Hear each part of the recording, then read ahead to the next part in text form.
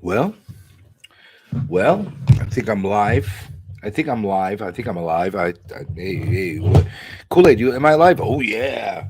Well, Punchy. What do you think? Are we live? He doesn't talk. Okay. All right. It looks like people have already started coming in because they're really excited about having me having an interview with one true nerd king, Phil from Chaos and Comics and Chaos. Comics and Chaos, one half of the dynamic duo between him and Rage Theo.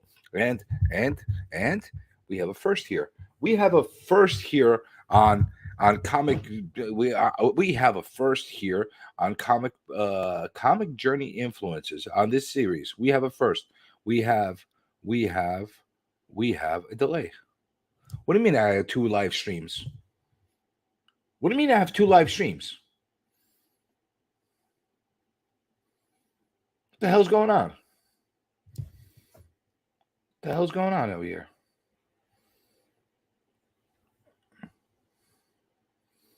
We got two live streams going on. What the hell's going on over here?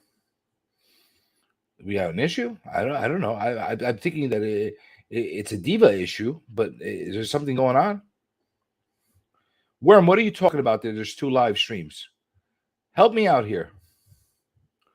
Help me out here. I need assistance.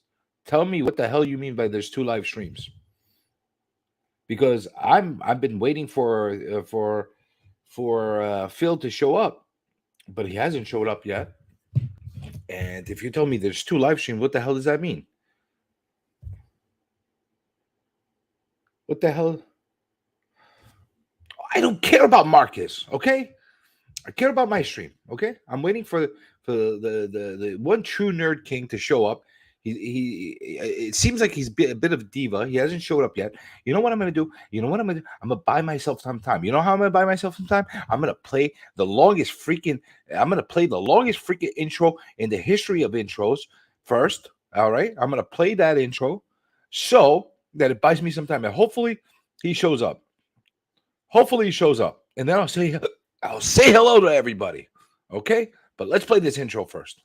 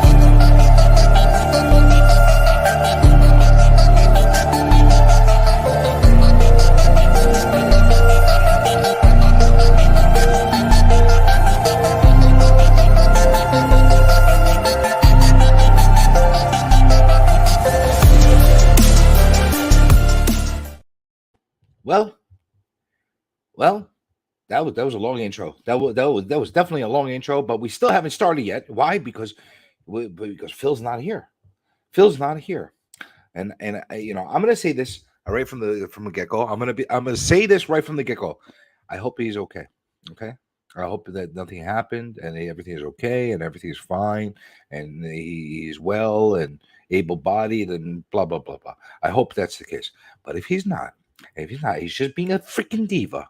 If he's just being a freaking diva, if he's just being a freaking diva, and he's making me wait and making all the gazillions of insomniacs and comic journites over there to freaking wait, I'm gonna be I'm gonna be very uptight. I'm gonna be very uptight because you know what I have to do now. Now I have to be my regular comic journey self, and I have to tap dance. I have to tap dance. I got to tap dance for everybody and amuse you all until Phil shows up. Okay, all right. So that's what I'm gonna do. I'm gonna tap dance. So here's the story. Here's what I'm gonna do. I'm gonna say hello to everybody. I'm gonna say hello to everybody in the chat.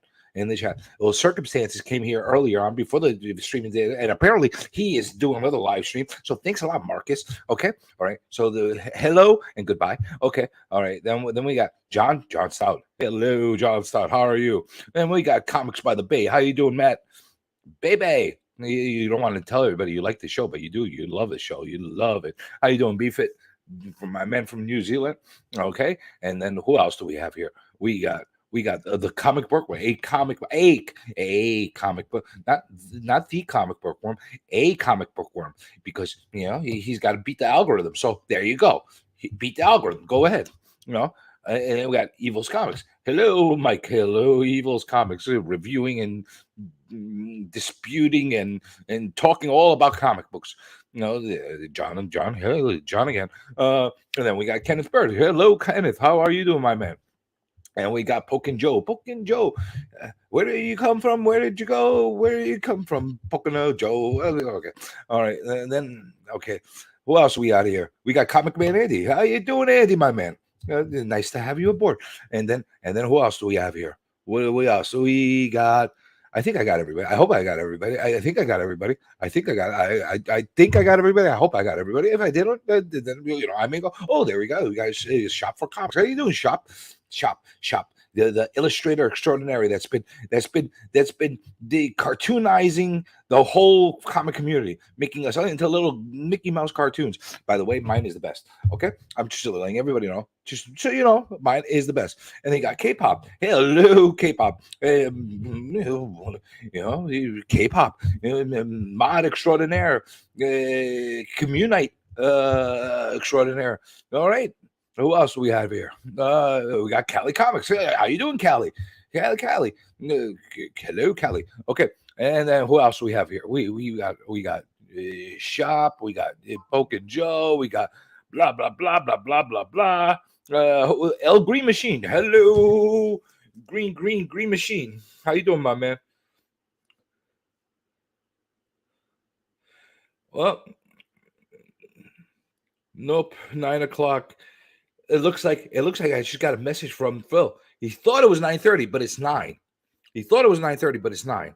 Okay, so no problem. Let's see if he can hop on now. Maybe we had a breakdown of communication.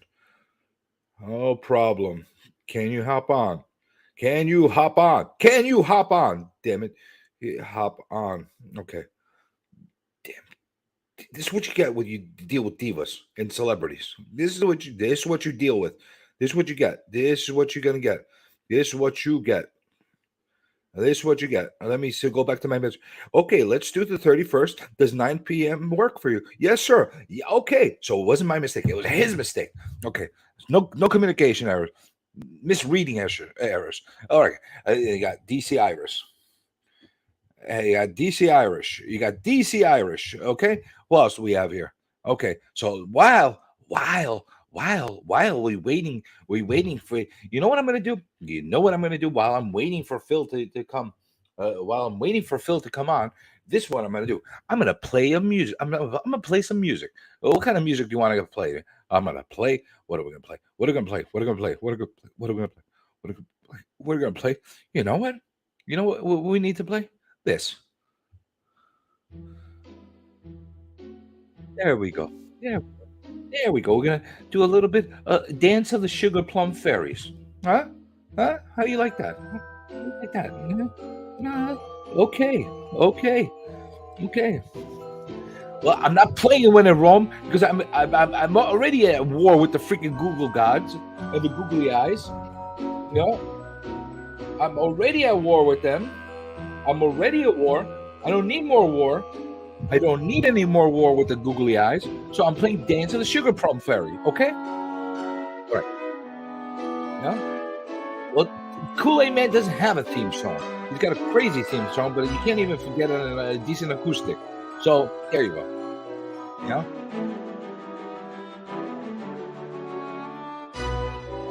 Ah, there you go. You're asleep. Well, All right, yeah, I'm making this channel classy by paying the. Oh, you want peaches? You want peaches? You want me to start singing peaches for you? Huh? Would you like me to start doing peaches, peaches, peaches, peaches, peaches? Oh, I could do that. I could do that. I could do that. I don't have peaches saved on my thing. No, I don't have it. But here, play this. What do we got? I got a lot of music. I got a lot of music on here. I got music to entertain myself for eons. Well, this one sucks. This one sucks. Oh, it looks like our guest is here. Hold on a second. Hold on. I think our guest is here. Let's see if the diva's here. Hold on. I think there's somebody in the back room. There's somebody in the back room, and I think I think we got a Phil sighting. Hold on.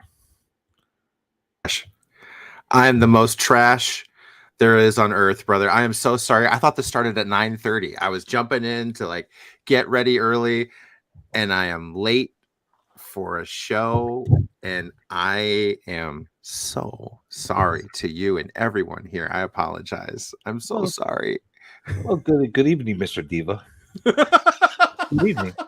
Oh my God, I'm trashed, bro. I am so sorry, man. I am so sorry. This is like the biggest dick move. I honestly had my alarm set. I was downstairs watching TV with my family. And I'm like, oh, it's 9:15, guys. I gotta go upstairs and get ready. You're like, where the hell are you, Phil? I'm so sorry, brother. I apologize. Well, you do realize that you are quite fortunate that I'm very charismatic and I'm very entertaining on my own, and I could entertain a freaking crowd for 15, 20 minutes by myself. You're lucky that that's the case, and I'm not one of the other drones. And I would be like, I'm sorry, guys, and I would just sit there for 20 minutes and just say, I'm sorry. Thank God you're so much more entertaining than I am anyways. I mean, truth is, they probably got a better show than they would have had if I was here on time. Let's be honest. Let's just be honest. Everybody in the chat, I'm sure you agree with me 100%. This show is only better because of this man here. So let's just, let's just put it out there. And I'm okay with that. I have no problem with that. Well, I'm going to tell you something, Phil. I can't disagree with you on that. And I'm also not gonna. I'm really. You know what? Flattery will get you everywhere. Okay. Well, that's really the best, because I'm only here because of cool ass people like you that just don't mind hanging out and tolerating me for a short period of time. So, we'll see after this interview how much we tolerate each other. We'll see how this goes. It's okay. Geek responsibly. I have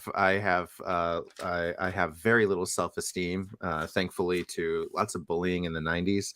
And, so I'm always happy to make new friends and a fool of myself all at the same time. It's beautiful.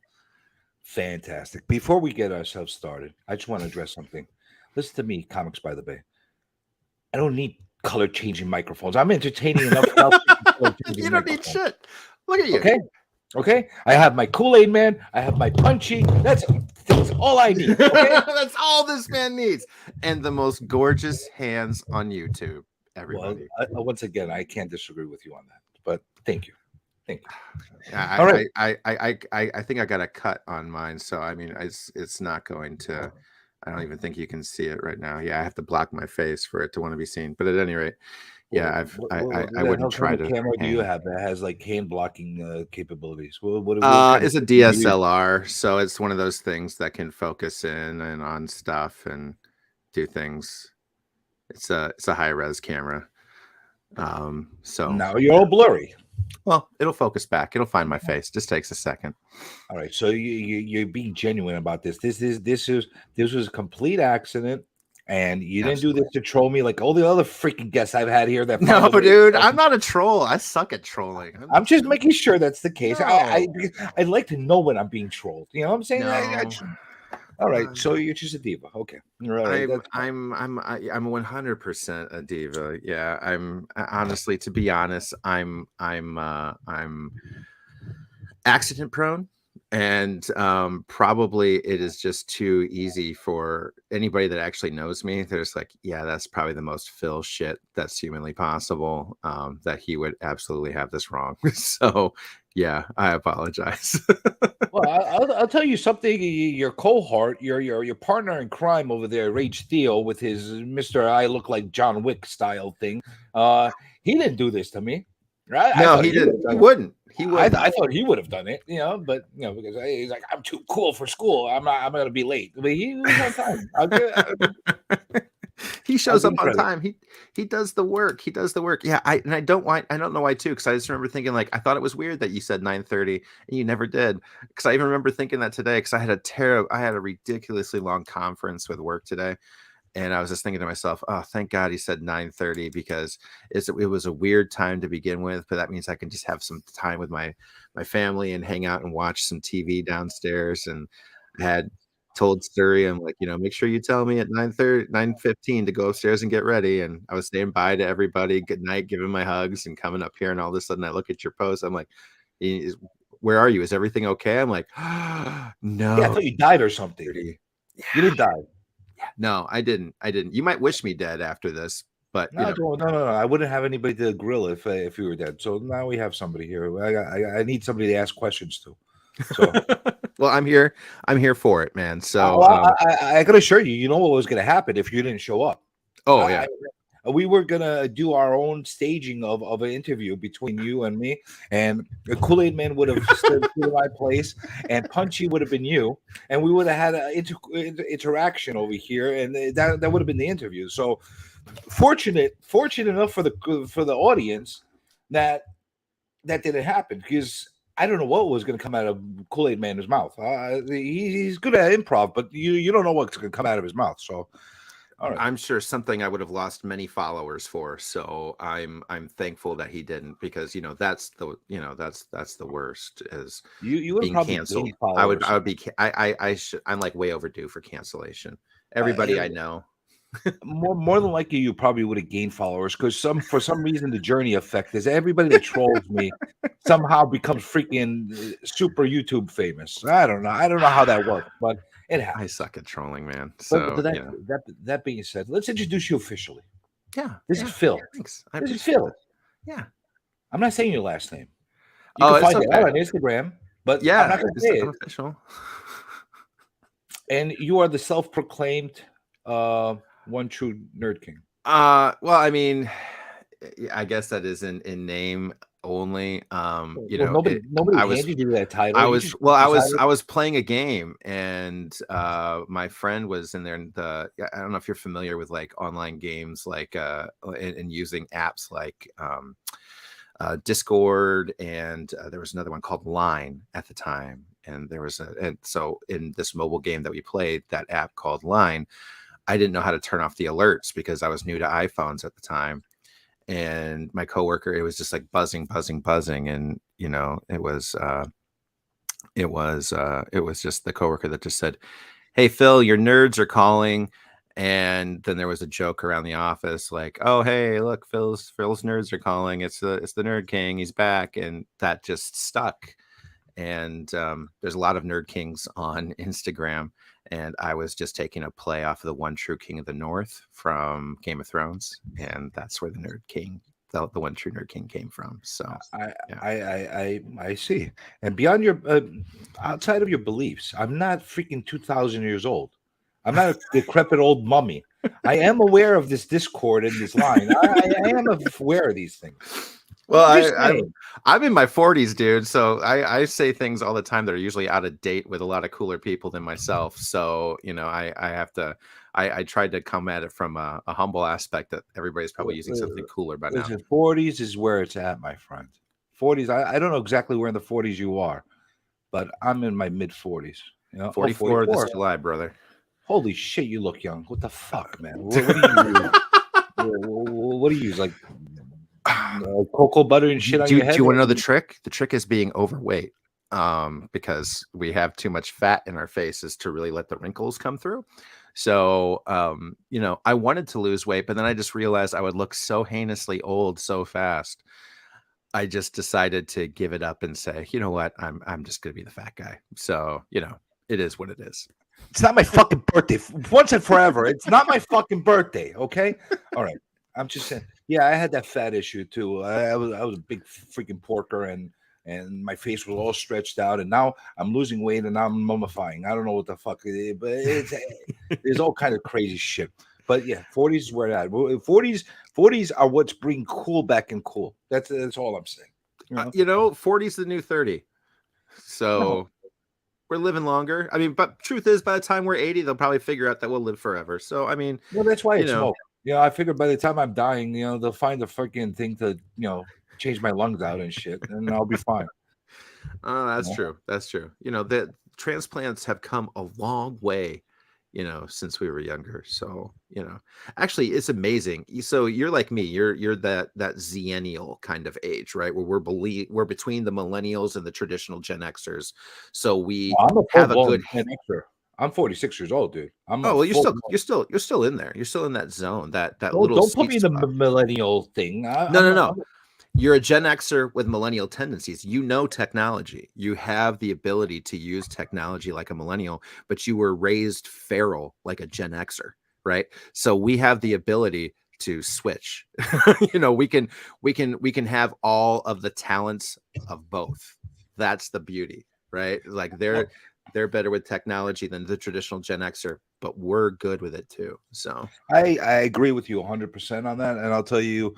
And that is a very, very true statement, no matter how much anybody disagrees with it, because we are literally the bridge between all the boomers and the weirdos. We are the bridge between everybody. We are. We're the last generation of feral kids, man. So I mean, we came in when the street lights turned on. It was bad because it was so bad that we were the generation of kids that had to have television remind their parents at nights at 10 p.m. Do you know where your kids are? Do you remember those commercials would come on? Oh yes, Fox Channel 5. Channel 5 over here in New York. But hey, look at this. We see millennials, and this guy fucking jumps on. I don't know. Freaking fire guy, Ryan. What's up, Ryan? Good seeing you, brother. Good people right there. He's a good guy. He's a good guy. I'm wishing him the best in his venture with that comic that he's doing with Comic Tom. Yep. I'm actually rooting for them. I believe Crash Down. Yeah, I'm rooting for them to do very well, because I'd like to see Whatnot Publishing be a viable publisher. Yeah. So I love to see indies, man. I'm an indie guy, so I like indie comics. I mean, don't get me wrong. I definitely like Marvel. I'm wearing like a Loki hoodie. I like Marvel. I like DC. I love comics in general. I'm an equal opportunity dork.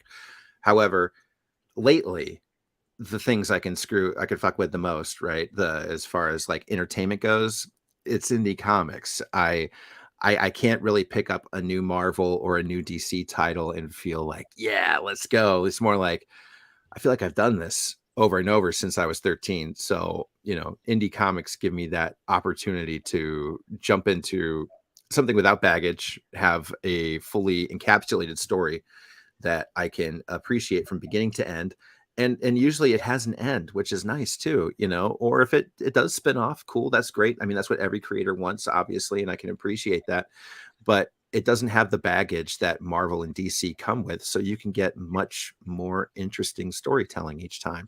So I'm really excited, because I know at the same time too, Ryan's a guy very similar to myself that loves indies as well. And I kind of know Tom, but I feel like I know Ryan a little bit more, kind of being in that manner. And I know he enjoys his indie comics as well.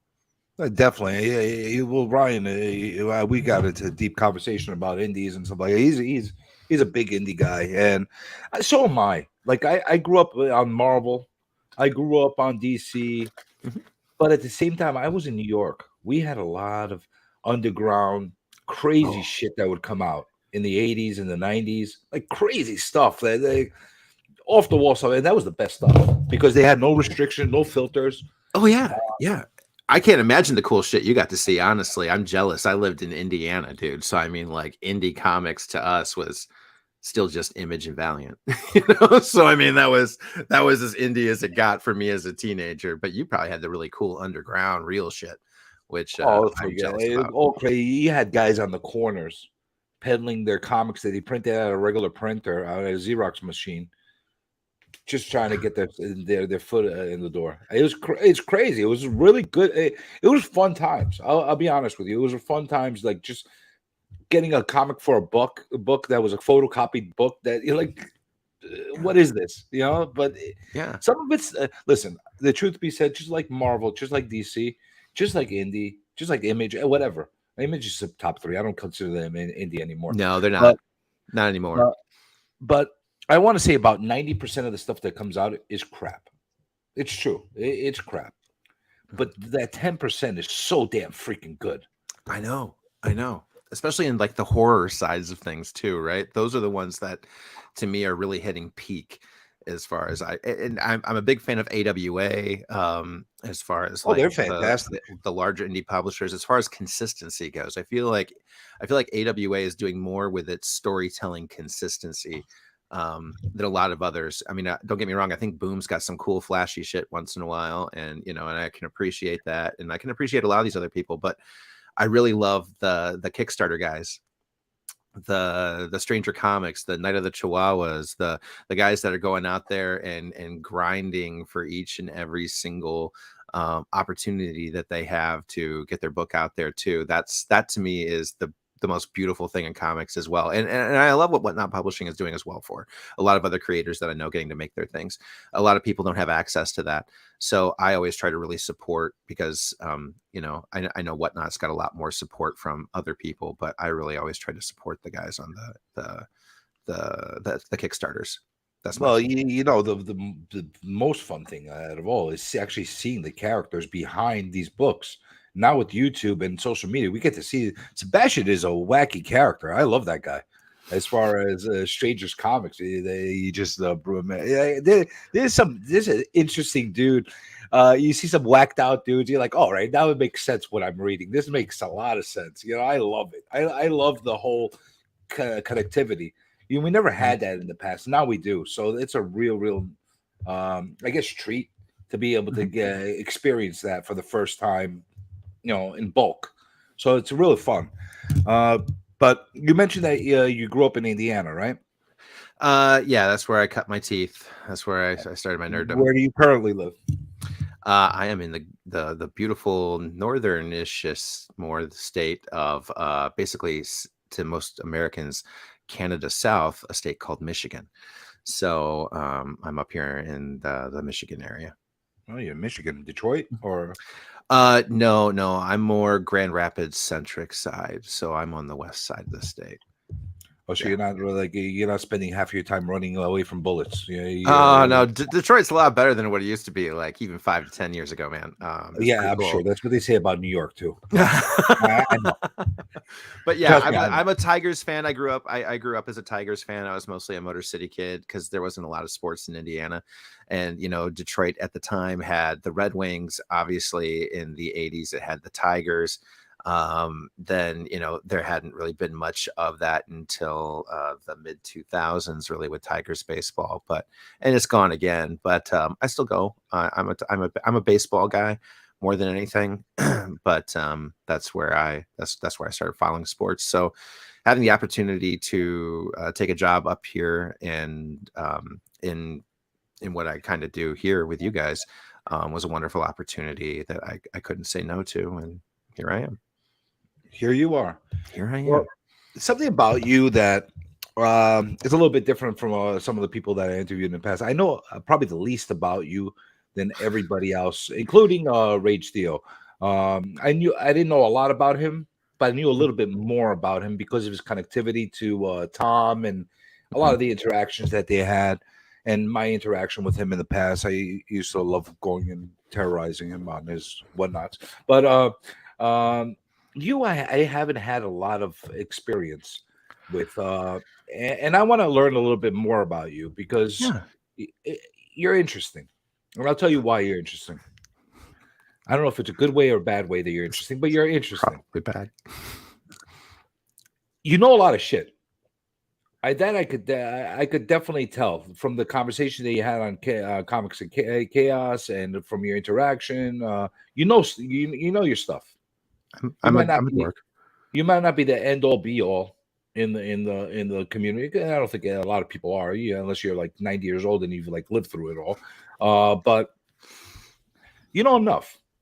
You have a good way of presenting yourself when you're on the channel.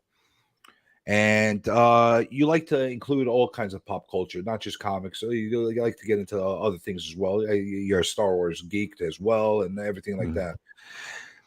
What got you to get to this point? I mean, you were a kid that was reading comics. Did you did just decide one day, hey, I'm going to sell comics too? What got me back into comics, in truth, was my daughter. My daughter has cancer, and she's on her 3rd round of chemo. But when she was 2 years old and she was diagnosed, she got into it. She's a trooper, and I appreciate. But she's a fucking badass. So pray for cancer, because she's kicking his ass on the daily. Because she's fucking it up good. But my prayers are with you. Thank you. She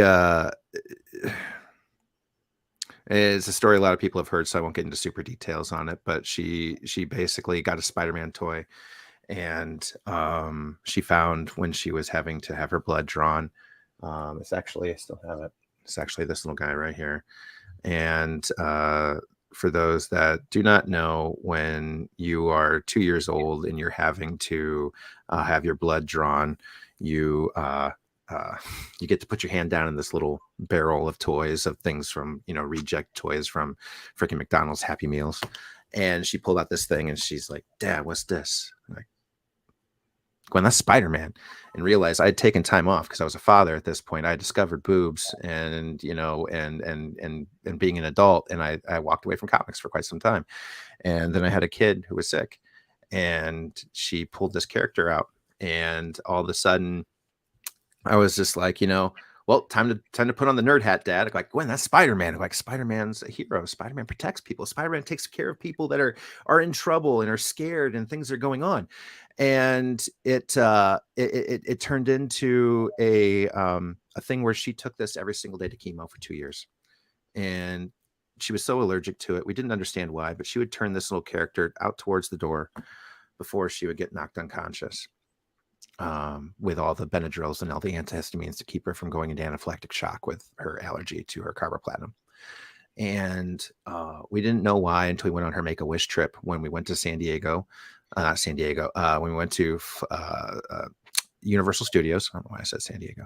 Universal Studios.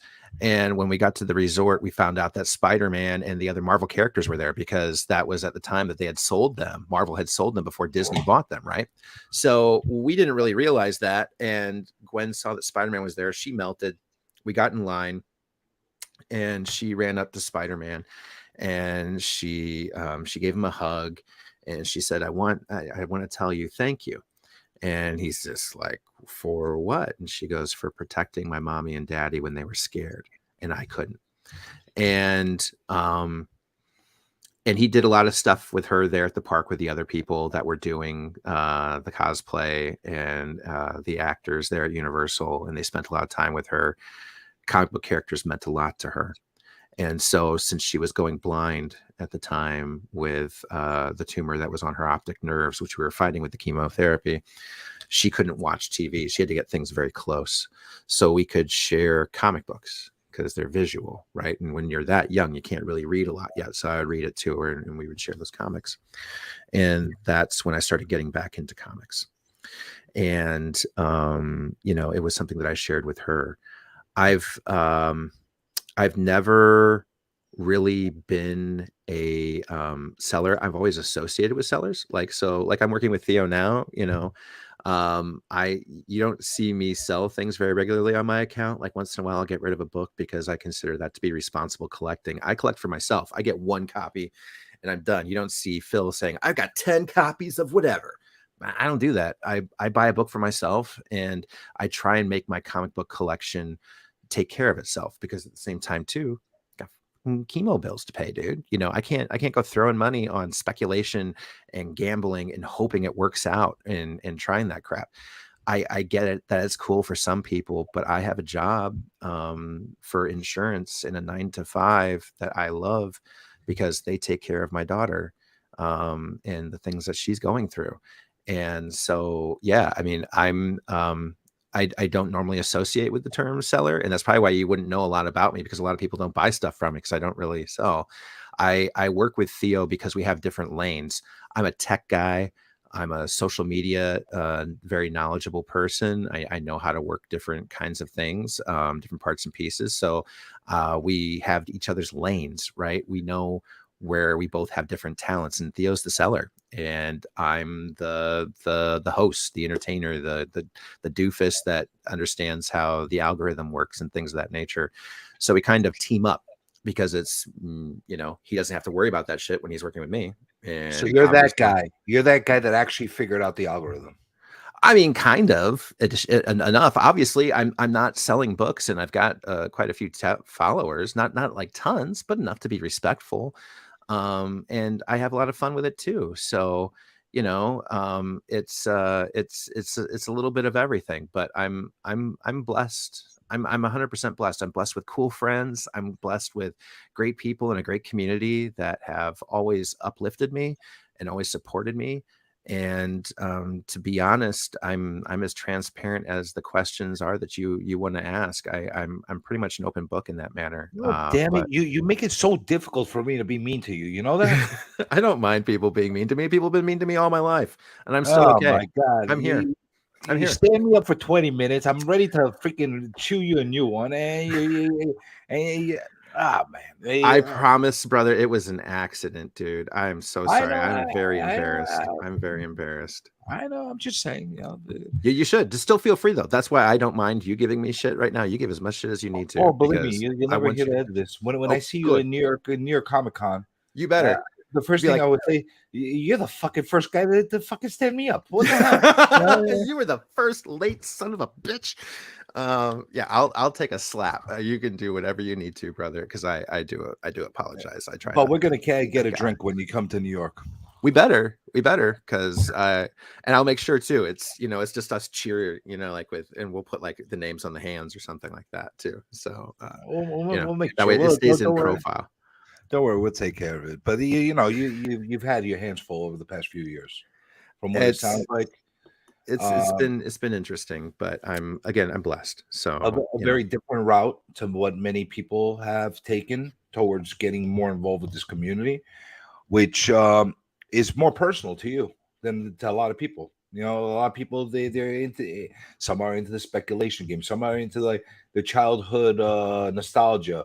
Other people just never ended. They've just always been a kid. Everybody has their own reasons. Mm-hmm. But you have a very different story. And I say this, and I don't say this lightly. My prayers are with you and your family. And I hope that only good things come in the future for you. Thanks. I really appreciate that. I'm having fun. This was what this community I came to by accident, and it was a good place where I could put on a mask and pretend that life doesn't suck. It's hard as a parent seeing your kid go through things. I mean, there's anybody that's in here that's had a kid ever, even scrape a knee. You just want to take away everything. You're a dad, you're a parent in general. It doesn't matter if you're a mom or a dad. You see a kid go through things, you want to be there for them. You want to take that away. And I couldn't, and I still can't. But what I can do is I can come here and I can have fun with friends, and I can make jokes, I can make memes, I can do silly stuff. I can talk about comics with people, and for an hour a day, I can put on a mask of being happy and having fun and not worrying for a few minutes and being positive. And you definitely reflect a good amount of joy for what you do whenever you're on the screen. I will definitely say that. I mean, I'm going to get into some of the stuff that you've been talking about, been doing lately. Yeah. But that's something that is evident. You have a genuine joy for what you are doing, and I think people could see that. It's not a fraudulent thing, even though you're like a fraudulent one true nerd king. But I'm 100% just in name only, on paper, bro. On paper. I'm sure there's a lot nerdier people out there that claim to be not only the king, the emperor of nerdom. But there you go. Free name for you people. Go copyright it, and there you go. Did you copyright your name?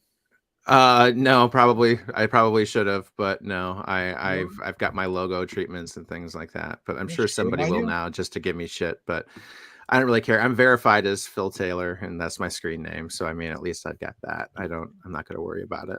Now you've been on the Instagram for quite some time. For about a year and a half, 2 years. It's only been a year and a half that you've been on there. For some reason, probably about 2 years. Probably about 2. I think I've probably been saying year and a half for the last year, probably now. So yeah, you're probably right. Probably around 2.5 years. And even shorter than that, you've been on YouTube. Oh goodness, we've only been on YouTube for the last few months, just like once every here and there too. We've been a little hit or miss lately with everything. According to my records, I think you started the channel Comics and Chaos in November of 2022, or was it October? We started it. We didn't start putting out shows until January-ish because Theo and I just wanted to get the name set aside and try to start to figure things out, right? Because honestly, Theo had been trying to get me to do YouTube since I started my account. When we started becoming friends and I would do interviews and what's up, K-pop junkie? Yeah, Michigan all the way. And thank you. That's really nice. Thank you, Chip. I appreciate it. Theo had been encouraging me to get on YouTube, and I'm honestly scared. I was everything I've done. I've always been a duo. I've always been somebody to have a conversation with somebody. I don't consider myself a personality on my own. I don't consider myself a lunatic like me that just sits there and rants by himself. And you're a better dude than me. I can't really handle it. I'm not gonna lie. I get super self-conscious and I stutter and I stammer, and so I do things with my friends instead, because that's the whole reason why I'm here, is to make friends and have cool conversations with cool people. And at the end of the day, me talking, like, I don't even like to listen to myself. Nobody else wants that. So, on Instagram, it's usually a picture or a meme or me, doing something goofy or silly. But every single time I try and have a conversation, it's hard to do on Instagram. So Theo was just like, dude, you got to do YouTube. You got to do YouTube. And I'd be like, okay, I'm gonna. And I never would. And then finally, Theo was just like one day, all right, I'm starting a YouTube channel and you're doing it with me. And I was like, okay. I was like, all right. I'm actually quite happy you've done that, because you are putting a good quality program with Theo out there. And I don't say that lightly, because I'm all about the look at me. I don't know if you realize that, but I am the official look at me police on YouTube. If you put a terrible product out there, I will make sure to let you know that it is a terrible product and how to improve it. Now, many people don't like helpful advice of how to improve their product, but I just make sure I let everybody know that. But I'm very impressed of how quickly your channel. Obviously, Theo has a little bit of cachet with his reputation on Instagram and whatnot. You have a little bit of a following as well, but you still have grown really quickly in comparison, especially now that we're out of the COVID era. Because if you were doing this 2 years ago, everybody and their mother was freaking growing their channel. That was like not a big deal as much as it is now. But you were able to organically pick up a good amount of following. You're putting out a consistent good product out there. And I think you're in real contention to actually get the Rookie of the Year, the new Channel of the Year, through the CBC Awards. That would be the fucking coolest thing on Gas. Which I personally think that's a dark horse, because I don't know how many people in the chat and how many people on the replay they're going to watch know of your channel, because there are other channels that have very similar names to yours. There's another channel called Chaos and Comics. Yeah, we found that out too late. Poor guy. He's a super sweet dude. He's such a nice guy. 100%. As soon as he found out, and as soon as we found out, he found our channel. He's just like, hi. We're like, hi. I'm like, I'm so sorry, bro. I go like, we didn't find it. I didn't see you when I was like going through the searches and everything. We found the name. I felt so horrible, but he's been a super cool dude, and we've all chatted numerous times. But why don't you have him on your show and let the public throw stones at both of you and see who gets to keep the name? Who gets to keep the name? I think he's got a great name, and I think we've got a great name too. So, I mean, in truth, I think we both love our names. We're just going to be those weird cousins, right? I think that's what we're going to be. And one of these days, he's going to be on our show, or hopefully, he'll be on his. You know, who knows? It'll be whatever he wants to do. But it was 100% happenstance. And as soon as it came out, it was on Instagram, and there was a couple of people that commented. And as soon as the comments came up, I'm like, Theo, I'm like, this poor dude.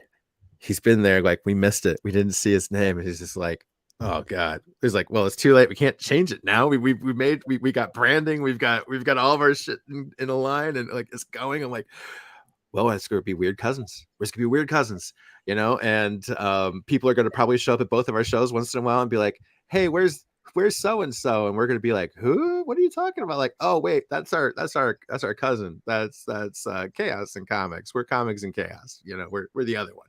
So you know, it'll happen, and hopefully he's still cool with it, because I mean, it was, he knows it was an accident. It wasn't purposeful. But you know, it's just a fucking cool name. So if anything, it's a tip to the hat. He's got a fucking awesome name. We just, for some reason, just thought Comics Before Chaos. So, you know, it's that's how we came across our name. Well, I can't say I can't relate, because I have a whole bunch of imitator comic journeys out there as well. And, you know, it's frustrating, you know, like I lost my name on Instagram, because on Instagram, I'm not Comic Journey. I'm the new Comic Journey. Why am I the new Comic Journey? Because somebody else took my name, and now I'm the new Comic Journey. So I don't know. Listen, I think you should have a stream and go to war with each other and decide who gets to keep the names. You know, I suck at fighting, bro. It's just like winner takes all. Like I just started getting told about like some people, like, you know, dropping hate about One True Nerd King online this weekend. So I'm all of a sudden I'm new to having haters, so I feel terrible about it, because I'm just like, I don't mean to make anybody mad. I'm not here to do that. So I'd hate to take anything from somebody, because I'm super competitive and I don't want to lose. But no.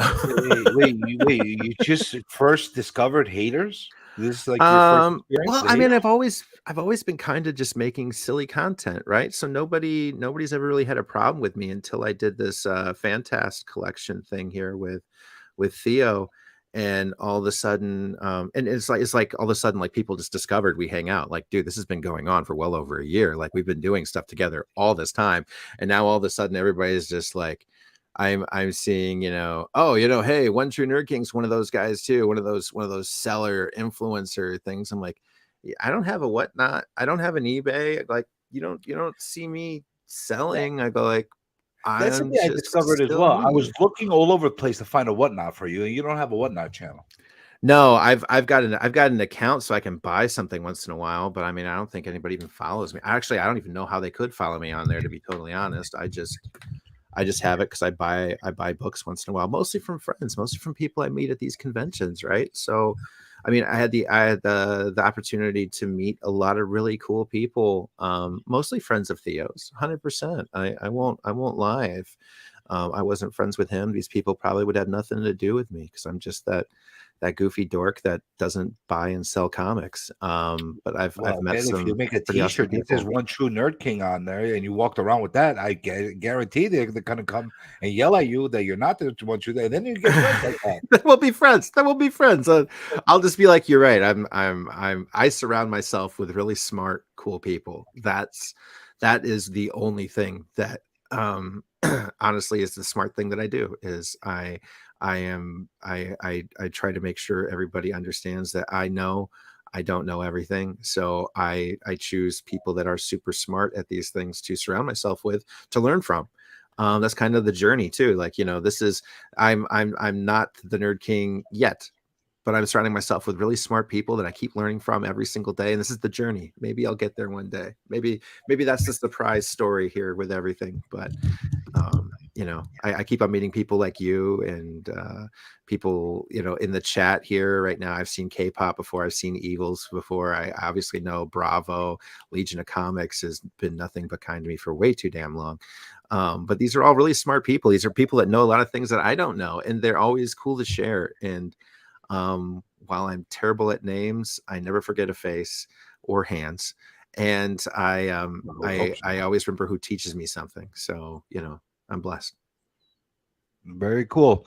I really, really want to get into that collection that you obtained with Theo. But before we Yeah. get into that, um, I'm just curious as far as what your thoughts are on this whole YouTube community and where do you see your channel growing? What's your end game with the channel? Like, are you trying to be YouTube famous? Are you just buying your time? Is it just a vehicle to be able to promote whatever it is you're doing? What's your thought process as far as why you're doing the content?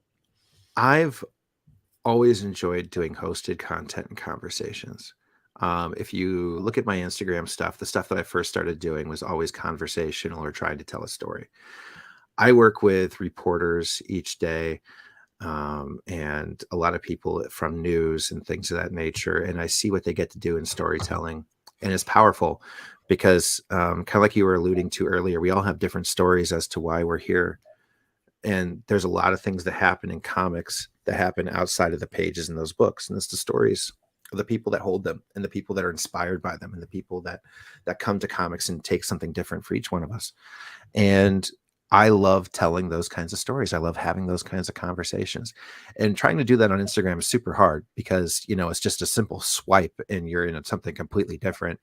And in our community, in the Instagram community in particular, there is the attention span of a gnat is very ADHD. So, I could have a fantastic conversation with, David Nakayama, Reggie Collects, all these great people that were kind enough when I had like 100 followers to jump on my channel for me to interview and stuff like that. And only a couple people would hang out. And so I knew that I always wanted to do these conversations and have these things. And I would never have that opportunity if I didn't take it to YouTube. And ultimately, at the end of the day, this is the only place for good long form content, especially that can be made entertaining and engaging in a way, outside of it just being a crappy mobile experience, right? I mean, we can throw up graphics, we can do intros, outros, even with our lives. There's a lot of cool tools that we have the opportunity to use here on YouTube that we can't use on other platforms. So YouTube was a must for me to develop as to where I wanted to get to be a host, because at the end of the day, I love my job and I love what I do. And this is kind of what I do for a living, doing other things. However, at the end of the day, for me to improve at it and get good at it, that means I have to take some risks and I have to step outside my comfort zone. I have to do things like this that I do with you and with others, 100%, and take the time to come to YouTube. And that's what brought me here. What's keeping me here is, number one, we have some religiously kind individuals that show up for each and every single show and that are always super fun, super supportive, great conversations each time. I love arguing with Theo. And that's kind of like my favorite thing to do. We really enjoy arguing because we can be, and I think too, with anybody that we have on the show, is the ability to argue and still be respectful and still respect each other at the end of the day. I've got a lot of people with differing opinions, but at the end of the day too, I still respect their opinion and I'm respectful of their opinion, unless it's Theo's, and I'll say it's trash, because that's what we do for each other. But when it comes to where I would like it to go, I mean, honestly, I don't know. That's a good question.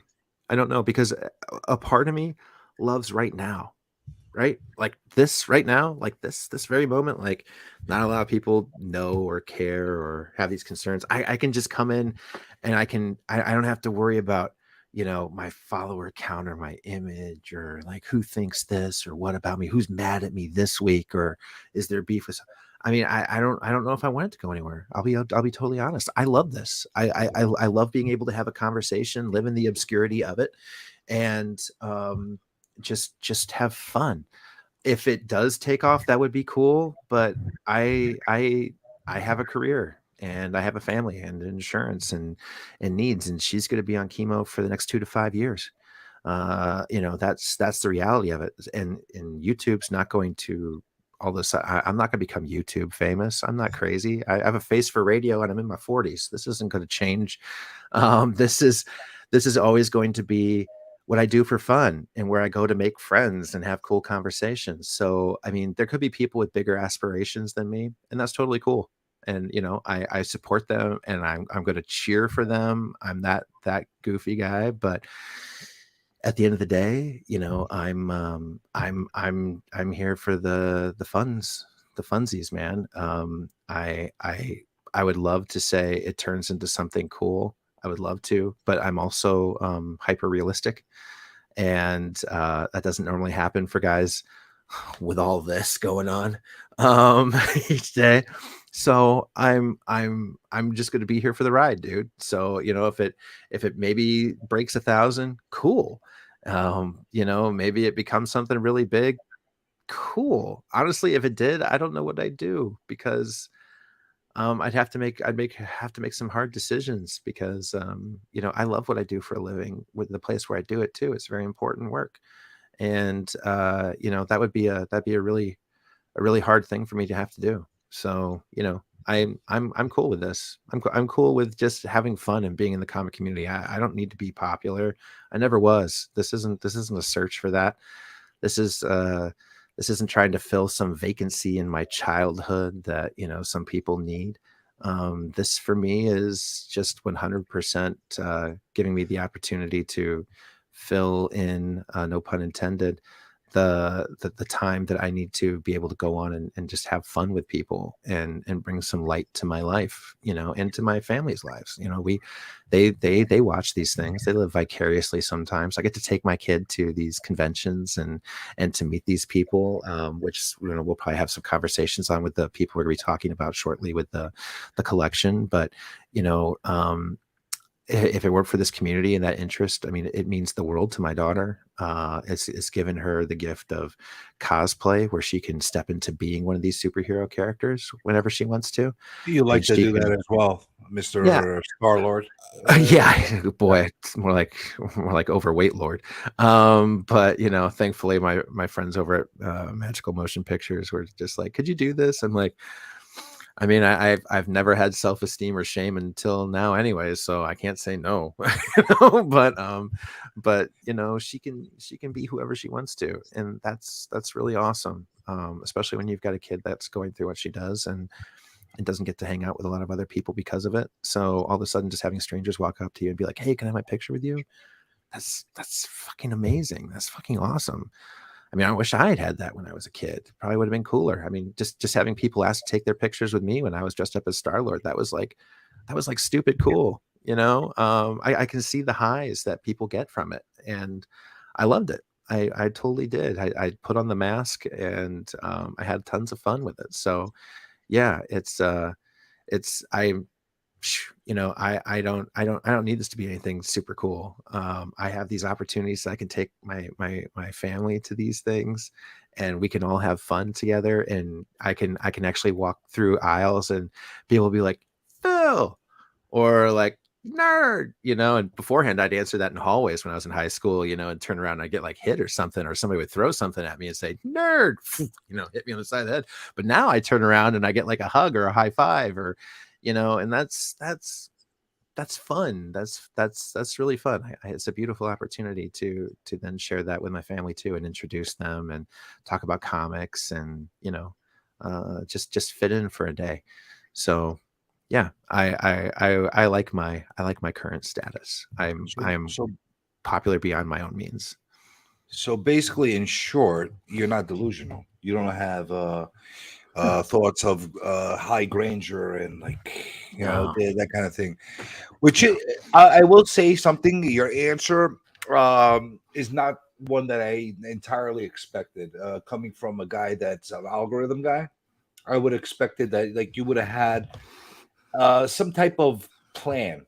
Like, okay, initially, of course, the what you're doing is the basis of it as far Mhm. as the channel is concerned. But I Yep. thought maybe you had a plan. Okay, we'd like to grow this and somehow, you know, make it into a thing. You know what I'm Mhm. saying? Right now, it is a thing, Yeah. but to make it a big thing, Yeah. you know, that's kind of where I thought your mindset would have been, especially the fact that Rage Theo is a very active seller in the community. and that a good amount of what he does as a living for himself is through whatnot, Instagram, and that kind of thing. So I thought there was some kind of other. Not that I'm saying it's a bad thing or a good thing. I just thought there would have been another like plan. I should probably preface that and maybe take one thing back.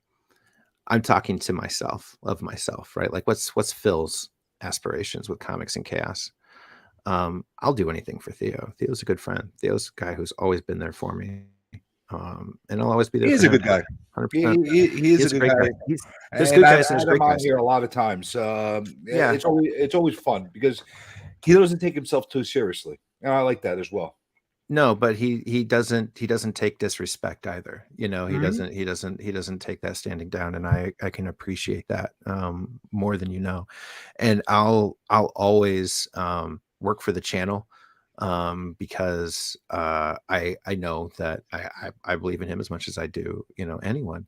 And if it takes me somewhere with it because I'm a part of it, that would be fantastic. But again, I'm not here for One True Nerd King Phil on Comics and Chaos.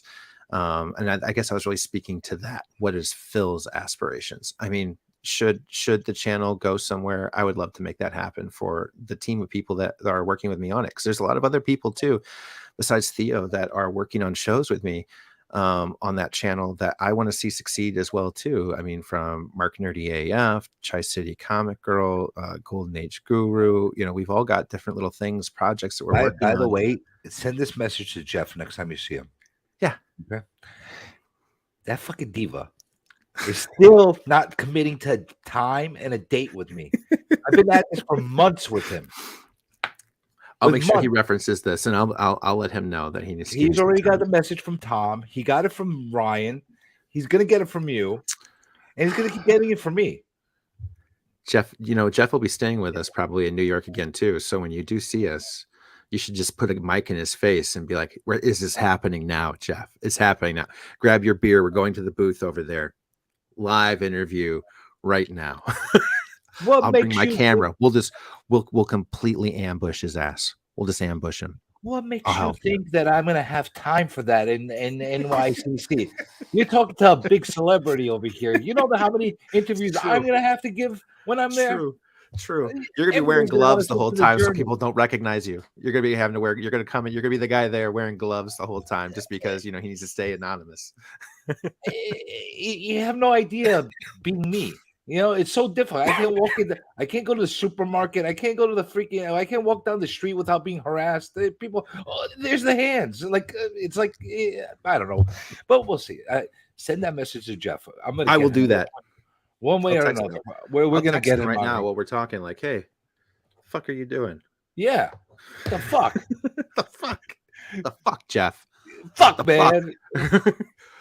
Just come and hang out. All right. I mean, he's not scary. It's okay. Golden Age Guru. Nice guy.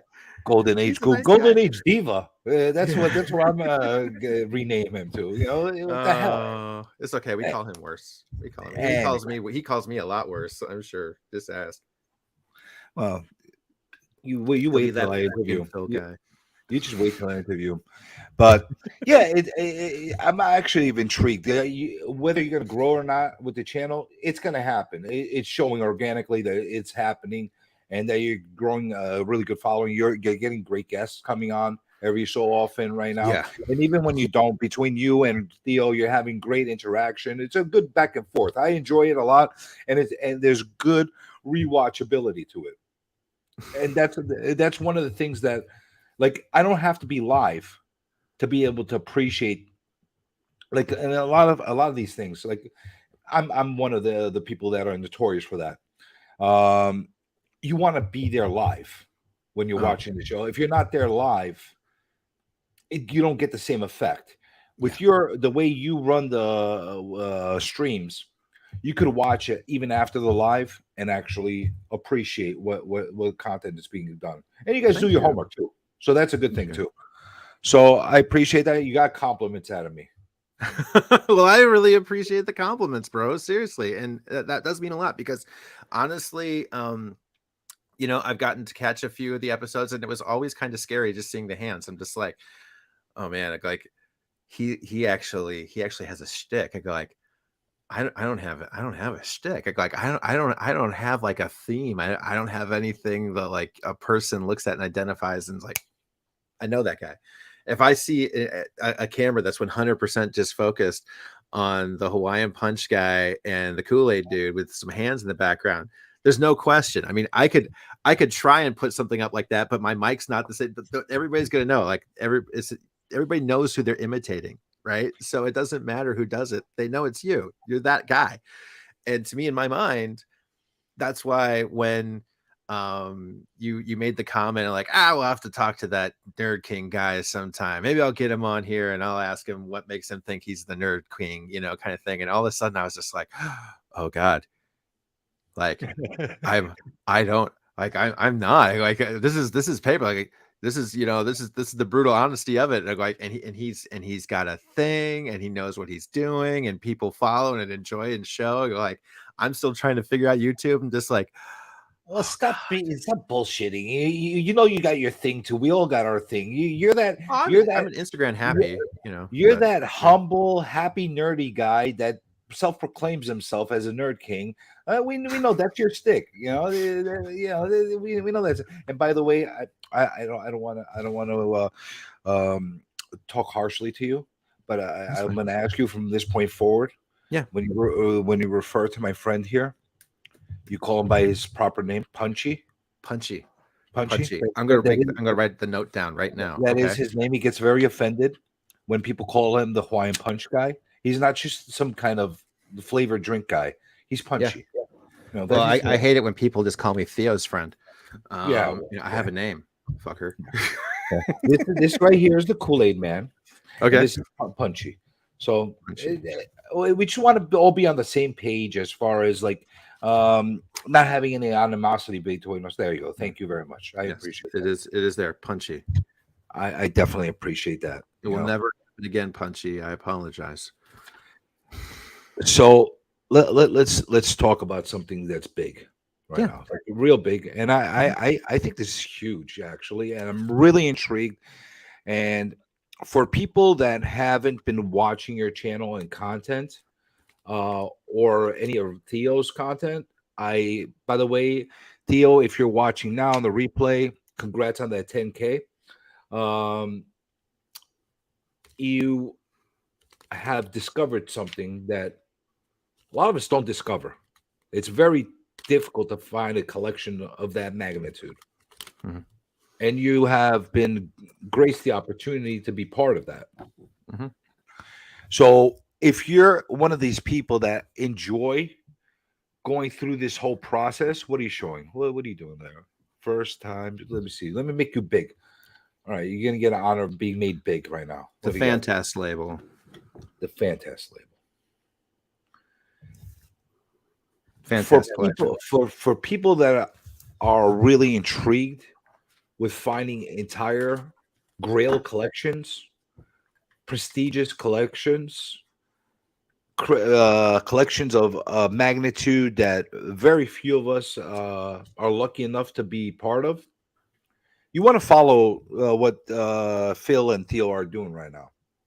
And I want to hear a little bit from you as far as your whole process. I know that I know a lot of it, but I know that a lot of our people listening now and in the replay don't know about how you got involved with this. So I saw the commercial for selling Superman, like a lot of us did on the internet, right? It was one of those things that kind of just circulates around the DMs. I got it, and I started looking into it.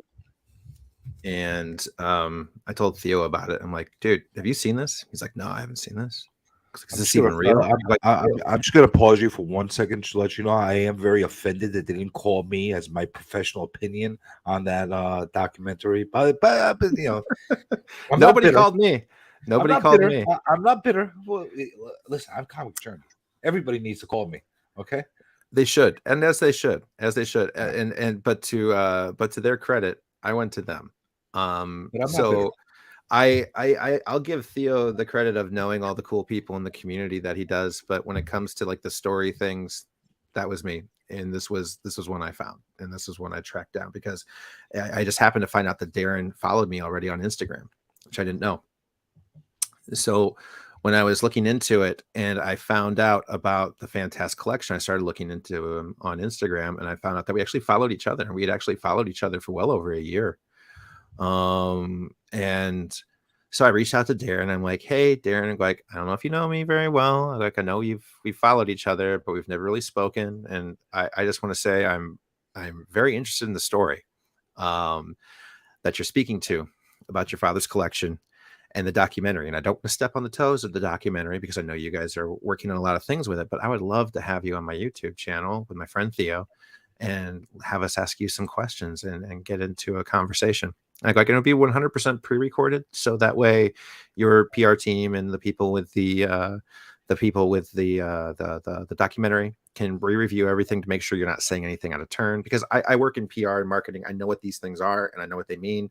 I know the roles of reporters and when we have blackouts and what we can and we can't talk about. So I was very careful about that, and I reached out to him with that information, and he was just like, "Yes, let's do it. Let's have the conversation." And we brought Darren on, and we probably talked to him for about 2 hours on a pre-record. And we had a tremendous conversation. And I can tell you there wasn't a single question about what things were worth and what he wants to sell them for. And I mean, you see a lot of other people bring Darren on, and they're always asking about what kinds of money he's sitting on. Everybody's fascinated with the money and the dollars and the cents. And that's not me. As you've probably already had the conversation, you figured out I'm not here for the cash, and I'm not here for the money. I'm here for the conversations and the content, right? I'm here for the content. I'm you can call me a lot of things. I'll be a content whore. Sure. 100%. I'm here to make cool content, have cool conversations with people.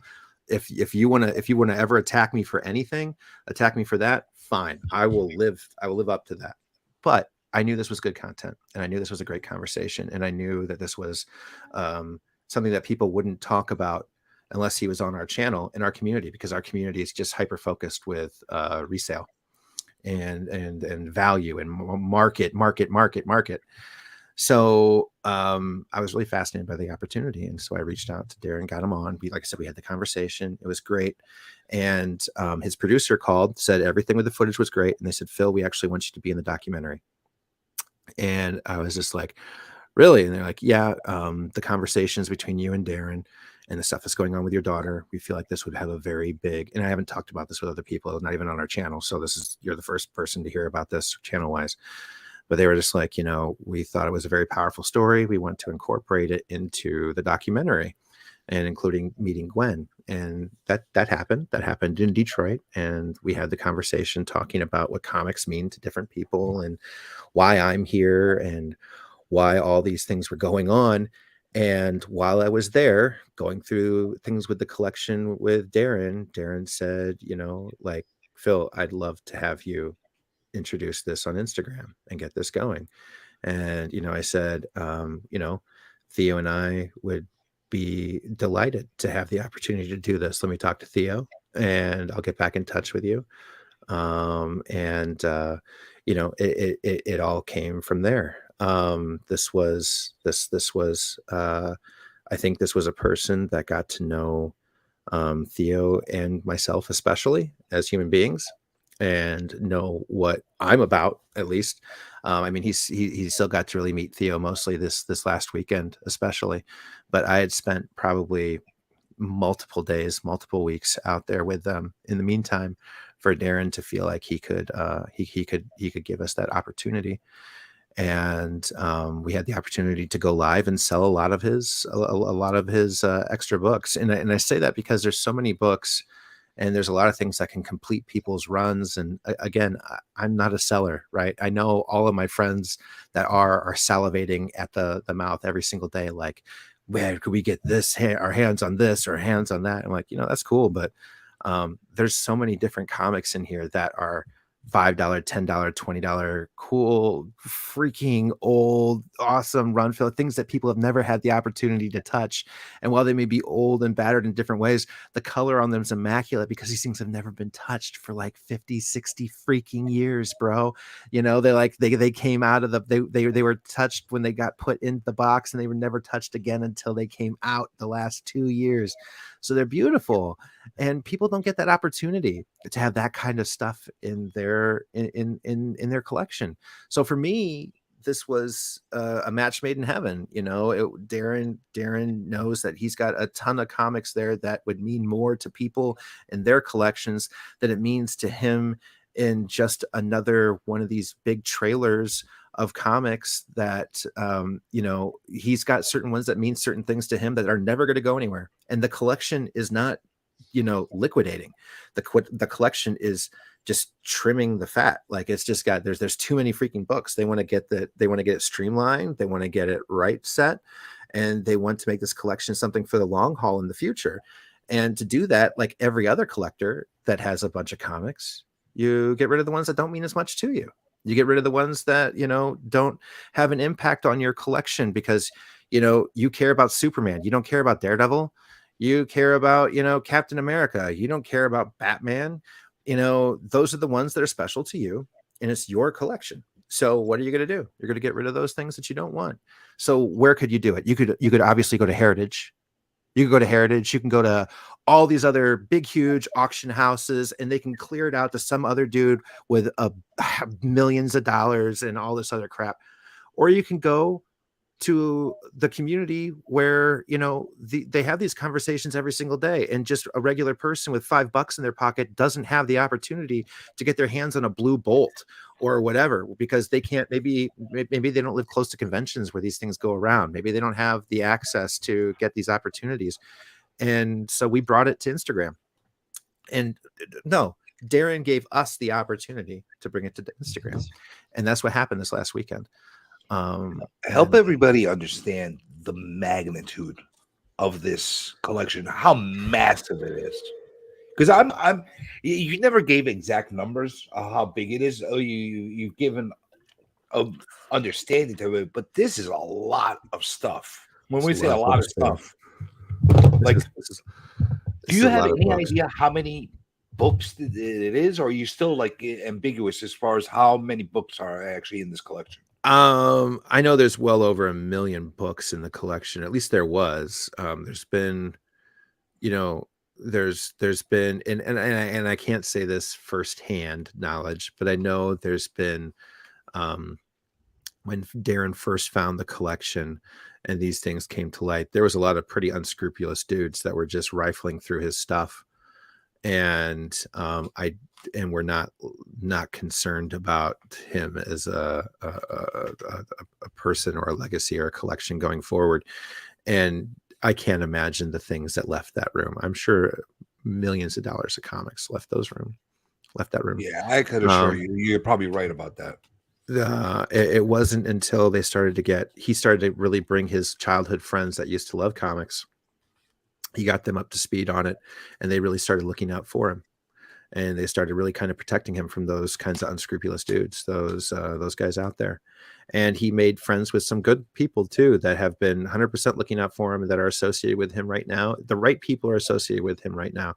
I don't know if the right ones were in the past. I can't speak to them. I did not know them, but I do know that I'm blessed that he considers me to be one of the right people. And have this opportunity. So, you know, it's a huge collection, bro. It's well over 1 million comics, but so there's, you know, like shipping containers that you see on, you know, that they put cars in on the freight, the freight ships, you know, that kind of those big, huge shipping containers. There's 3 of those. Jesus. Full of books and other things too, though. Right. I mean, Star Wars toys still in their boxes, baseball cards. This guy's probably got more Mickey Mantles than there's freaking spy AF-15s out there in circulation on the census. You know, I mean, there's this man collected a lot of cool stuff, and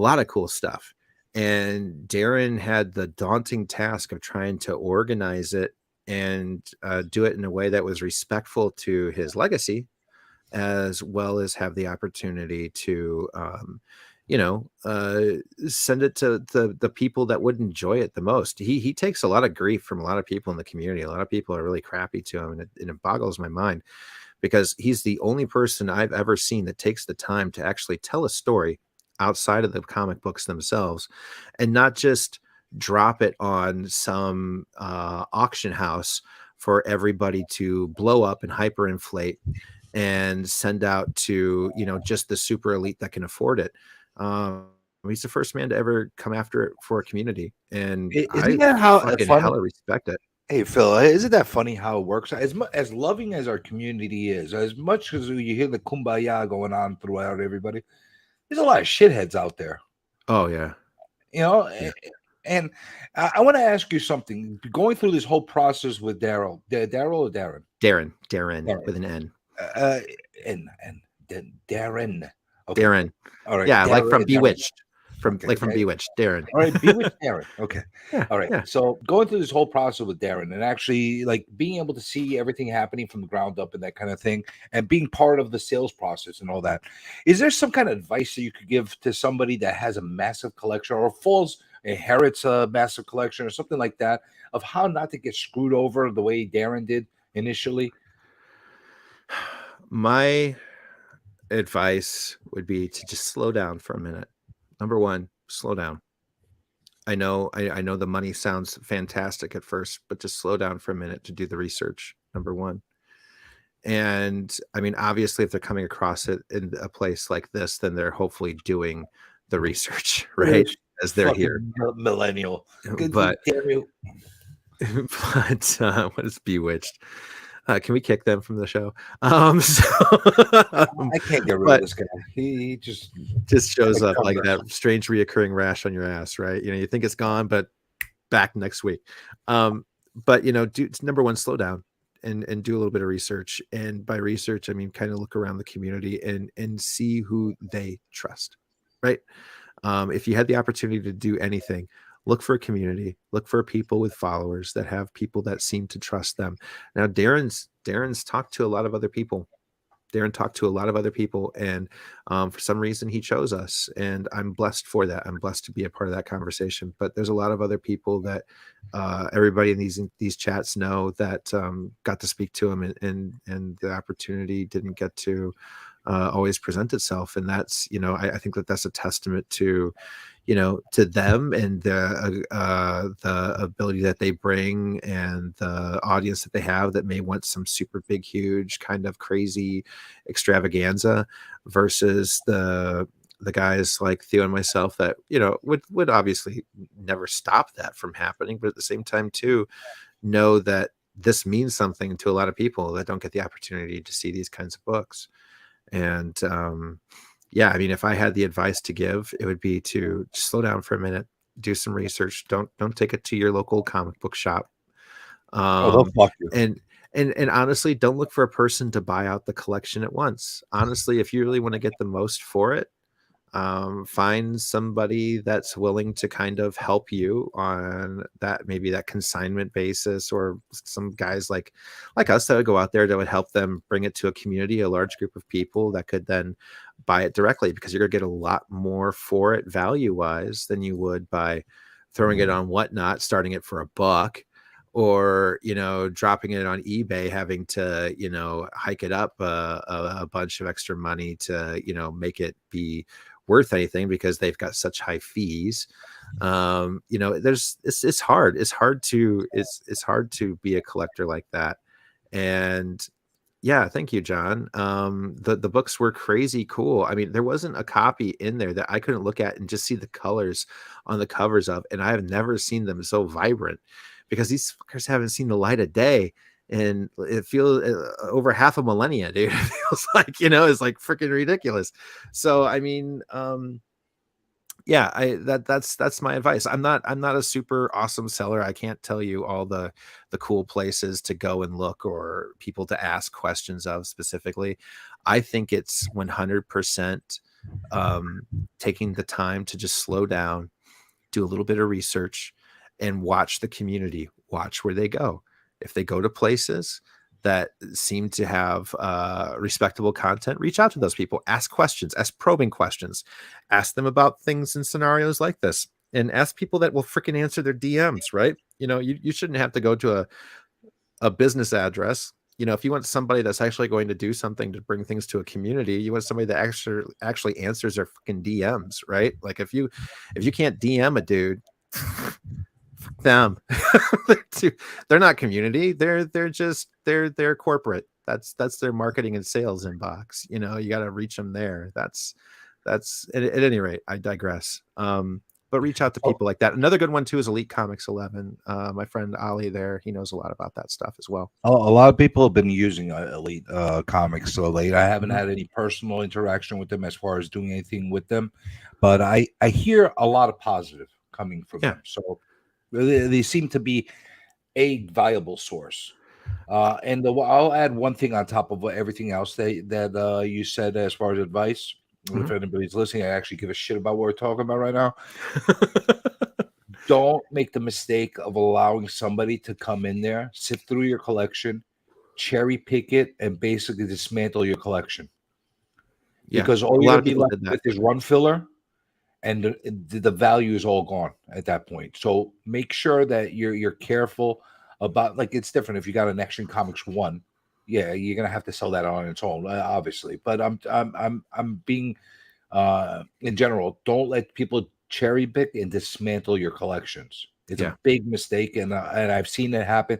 I just bought a couple collections, small collections myself, that they basically were dismantled because they got cherry picked in the beginning, and I ended up having to offer the guy, cents for the freaking books that were there because it was all run filler.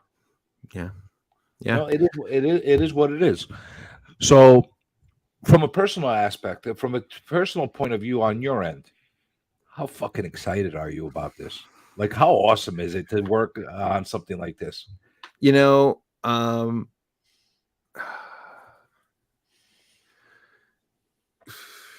It's probably the coolest nerd moment of my life. The little kid in me, right, that remembers going to a comic book shop and thinking to himself, all those years, all that time, like, this is never going to be something I could talk about with other people. This is never going to be something that I could, see tons of. Like, I was lucky to have a short box of things in my room kind of situation. I never thought I would see books that old. I never thought I was in person, right? I can see him on everybody's channel. Everybody's got a high res image of something, right? What's up, Circumstances? Good freaking dude right there. Yeah, except he freaking live streams at the same time I do. Thanks, Marcus. Well, he's a good dude. He's an asshole though too. He's not a fucking asshole, but I got love for Marcus. We all are. We all are between us. Yeah. But yeah, I honestly, bro, yeah, it's probably one of the most surreal things. The good news is, I think it was harder for Theo than it was for me, because when I got there, I'd been there like 4 times already, right? So I'd gotten to see through the safe. I got to go through the other rooms. I got to take a look at the Star Wars toys and the baseball cards and go through all the different things in the secure locations, and it was cool as hell, man. So for me, the sale was business. I went in there because I wanted to do what Darren needed us to do, which was bring a lot of cool books that people don't get the opportunity to get, but also to not cherry pick, right? We're not there to cherry pick them, because a lot of people were like, oh man, you could have had A and B and C and D. Like, that we're not there to be another one of those dudes. We're there to, give an opportunity to get some people's hands on some really cool stuff that they don't get the opportunity to. And because they're so old in their own right, they're kind of cherry-ish anyways, because they're in such good condition and they're so old. So, I mean, the whole damn collection is cherry in different ways, right? But it's surreal. It's absolutely surreal. I've never seen that many things in one place. So paint this picture. You go into the environment, you start seeing all this stuff. It's like information overload at that point. You're just seeing everything all over the place, right? Just an enormous amount of stuff. Just stuff. Yes. How about the smell? Did you get hit with that like with That that that old old comic comic smell? musty, Yeah. dusty, crusty smell that just hits you like a punch in the face that you somehow tolerate in ways that you would never tolerate any other obnoxious smells? You know, they when you got close to the books, and especially when you opened up the boxes, you could smell the smell. But in all honesty, Darren's got that thing so damn climate controlled, and the air recycler is going through so perfectly. I mean, the man's taking care of these books on a level that's probably that's probably the only thing that is as impressive as the collection itself is the care that is being put into it. Because Darren's no slouch. Darren just didn't, Darren's got 3 careers. He's a man that's always worked multiple jobs, had multiple things going on. He didn't just, inherit this collection and got rich off of that or something like that. This collection is its own thing. It's a 4th job to him. And in that right too, he knows from a technological standpoint and from a business standpoint how to take care of those things. And so he's freaking taking care of it. So I mean, when I go in those trailers and I go in those rooms, I've been in places before that store things like that, and it does have that smell to the entire room. The air is just like clean, so scrubbed. And then when I open up the box in the book, then I catch the smell. Then I know it. Then it hits you. But the room itself, it's freaking immaculate. It's like it's almost scientific, like kind of room situation. Beef it. It was a pleasure meeting you, dude. That's our New Zealander. Oh, really? Cool. My cousins are in New Zealand. So I've got a set of cousins in New Zealand. Outside of Christchurch. Maybe, well, there's not a lot of people in New Zealand. I mean, despite the facts, I mean, well, there is, but I mean, it's not like I don't know how many people are called Beef It, so maybe they know the Beef It. I'll ask. I'll ask. They might know the Beef It. You never know. All my relatives are either in Britain, where I'm originally from, or in New Zealand and Canada. So, that's we stuck to the colonies. Our family did. So we kept the colonial. Phil, did he decide? Is he gonna actually sell the Superman, or is he gonna hold on to that? Honestly, he won't tell me. Fucking guy. He won't tell me. He won't tell anybody because it's gonna be in the documentary. It's gonna be in the documentary. Do? Would you keep it or sell it? And I'm going to tell you, I have if money wasn't a deciding factor, like if money wasn't a deciding factor, if you were comfortable enough to not have to sell it, but it would make your life better to sell it. Yeah. What would you do? I'd keep it. I'd keep it. I'd keep it too. I mean, just because exactly. Right. I mean, once you sell it, it's gone. It's gone. I would keep it, and I think just getting to know Darren in the little bit of time that I have to, I don't know. I don't think he's going to sell it. I think he's going to keep it, and I'll put $20 on it. I think he's going to, and we'll find out together. Hopefully, the film will be done by the late winter, and they hope to display it at some of the film festivals like South by Southwest and other things. They want to display it there. So we'll find out together, man. But in my red carpet thing, like, are you invited to like a red carpet unveiling? You can be all bougie and stuff. I've been told that it might happen. I've been told that it might. I think that there's an opportunity. I don't know. I know they didn't get to, I know that I don't think they're planning on participating in the sales or anything, but I know I'm going to send them some footage of some of the stuff Theo and I did to look to incorporate some of that as well. But I feel like what they're trying to do is talk about comics in a very human way and the story of the people that are, affected by them. And I do think the way that they're scoping things, that my daughter might have a little bit to do in that story. And I think they might want to have her around, and maybe they won't. I don't mind either way. It's fine. We're just blessed to be a part of the situation and the story. This is a much bigger story than us. and we're blessed to be a part of it in even the small fashion. So, Absolutely. maybe, Absolutely. But it would be cool as hell if you got to go and see the premiere. of course it would be, dude. If that happened, I would be that guy like the entire time until the movie comes out, like, guys, look at this shit. I'd be that dude, right? I'd be yeah, like, I'm rooting I'd for see you. you in Jack Journey. It fucking happened. Look at this, Well, don't flaunt it. Don't like rub my nose in. Well, it, I mean, like, I'd private DM you it. I'd private call you on Instagram, New Comic Journey. I'd be like, dude, fucking look at this. Be us. So run us through the rogues gallery that was involved in this from our community. Obviously, you and your daughter was involved in it. Was Theo actually in the documentary? I don't know. He might be. You don't As know. of right now, I mean, they we might are use aware some that footage.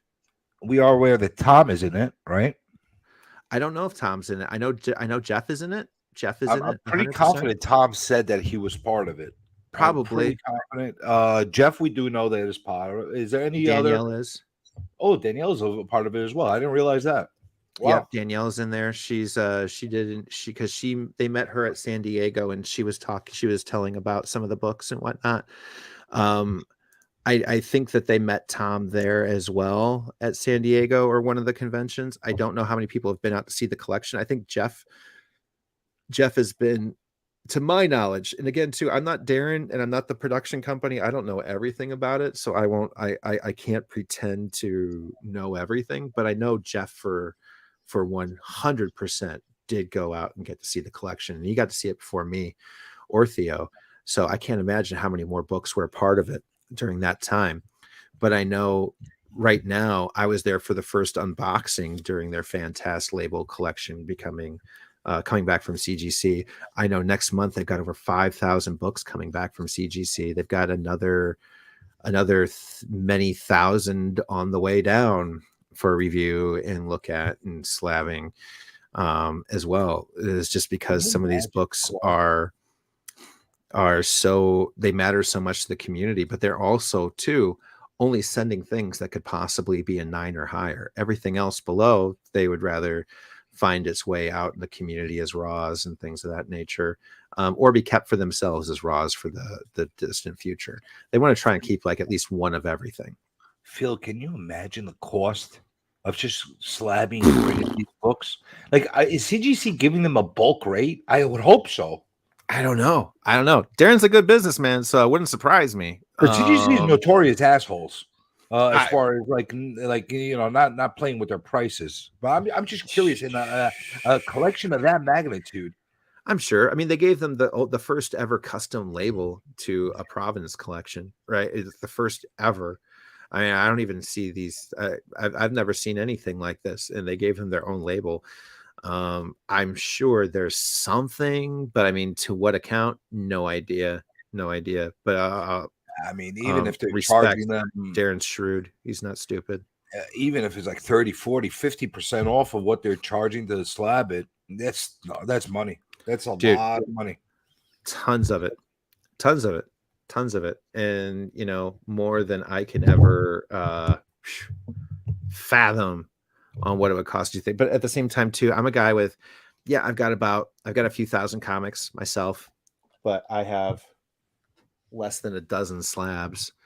I'm a person, but again, too, that goes back to the beginning of the conversation. I'm a guy that's got one copy of things, right? Because I fucking read my comics, and that's the ones I get. I get the ones that I want to touch, and I want to, enjoy, or I did enjoy, reading with my kid at some point. So, in that mindset, my collection's probably dirt to a lot of other people, because I don't have the cool commodity books and the big grails. I know that was a question even Darren had, it's just like, Phil, what kinds of grails are you chasing? Like, maybe one day I'll debate looking into it, but like, for right now, I get things that are probably worthless to other people. Like, I've got a lot of Star Trek books.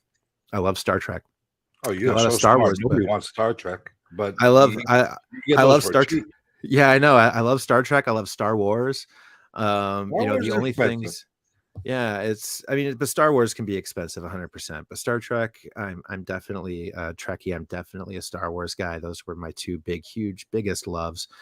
Even more Do you than have that more gold than Marvel, key DC. Star Trek? Do you have that Star Trek one gold key? No, but I got to hold it from his collection, the highest one on Census. Wow. Yeah. Yeah, I got Mr. my picture taken with it. That was freaking cool. Yeah, would I love a first Wolverine? Would I love an AF-15? Would I love an X-Men one? Would I love a Fantastic Four one? Would I love an Action Comics? Would I love of course, who wouldn't? But you know what I would probably love to do with it? Sell it if I had it. I won't lie. There's few books that matter to me. And so if I had one of those, it'd be gone because there's things more important in my life than the commodity, right? It's my kid and my family. So So what's your those most cherished book from your collection, from your childhood? What is that book that you love and cherish the most, that you've read more than anything else, that like it would hurt you if you don't have that anymore?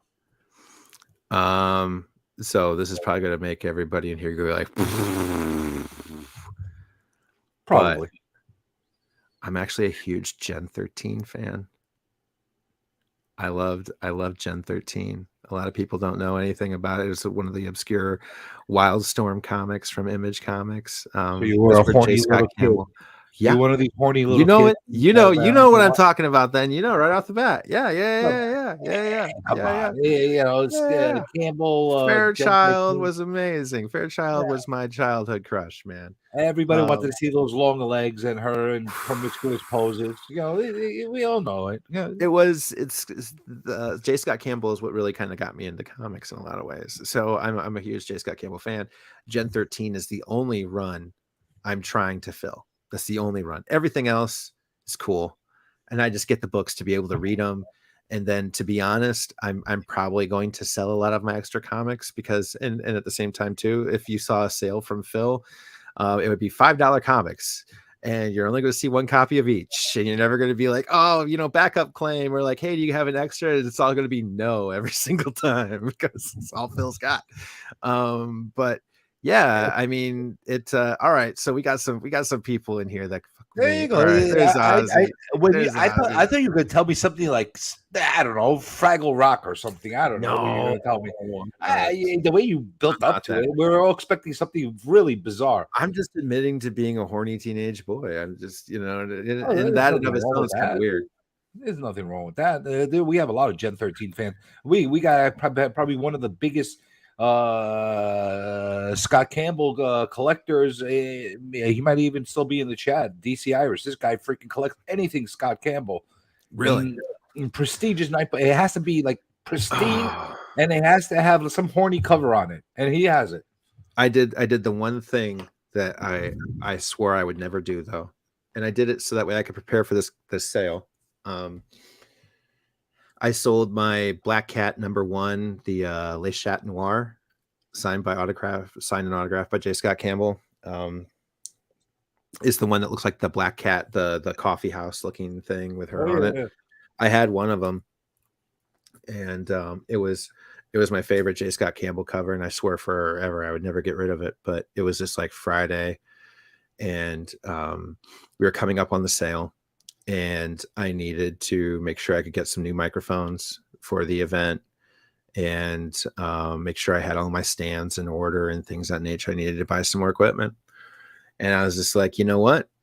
This is cooler. This opportunity is bigger than that fucking book. So, I guess I'm kind of ruthless in that manner. Honestly, there's only 2 books in my collection that I will never sell. And it's not really that's because they're not my books. They're my daughter's. And that's the Batman Adventures 12, Harley Quinn. She's a huge Harley Quinn fan. That's why her cat's named Harley. And Edge of Spider-Verse 2, Spider-Gwen, because actually that's kind of a book for me, because she's so enamored with Spider-Man. We know we'll never have an AF-15, but when she was so enamored by him and she thanked him for being her hero, for taking care of her parents. At that point, she became my hero. And then having a spider Gwen, because my daughter's name is Gwen as well. If you didn't know that, that's why I have that comic. And those are my two slabs, and those will never go anywhere. And one was entirely gifted by Red Hood. The Red Hood, and I'll never forget that. So just for her. So those are the two books that are in my collection that are actually untouchable. My Gen 13 will be completed for my run, and I hope I never have to part with it. But if I'm ever having to choose between my future and a comic, it's my future every single time. The future of me and my loved ones. And wise man. I believe in the stuff that Theo and I do, and I believe in it enough that I was just like, this is an investment in myself, and that comic's not doing anything but sitting inside this box. So, time to go.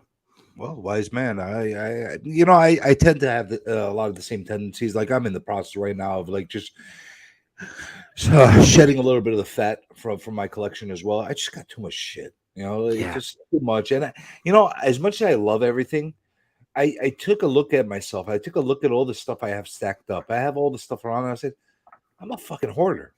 That's what I am. I'm a hoarder. I don't have to have everything. I read it. I enjoyed it. Let somebody else have it. Exactly. That's where I'm at too. But the only difference between you and me, as far as that's concerned, is if I find a great deal and it like starts getting shiny to me, I'll pick it up and I'll say, all right, I'm gonna pick it up. I might be able to make some money from this in the future. That even if it's a book I hate, like I don't give a crap on. Like if I found a Teenage Mutant, I don't like turtles, but if I found a Teenage Mutant Ninja Turtle #1 in the wild somewhere, I'd pick it up and I'd make gazillions of dollars off of it because somebody's gonna buy it. So may as well be me, right? Yeah, might as well. But that being said, I mean, we could go on for like 5 hours talking about. I'm so you sorry. I've been keeping you so long. Well, you're not keeping me at all, but I'd like to save something for possibly a future interview that I'd like. Bro, I'll be back anytime, but I'll be on time next time. I swear to God, I will set every alarm. You say when, I'll be here. I don't fucking care. You better be on time because the next time I have you on, I want to have you and Theo on together. Oh God, so you can watch us argue with each other? Yeah.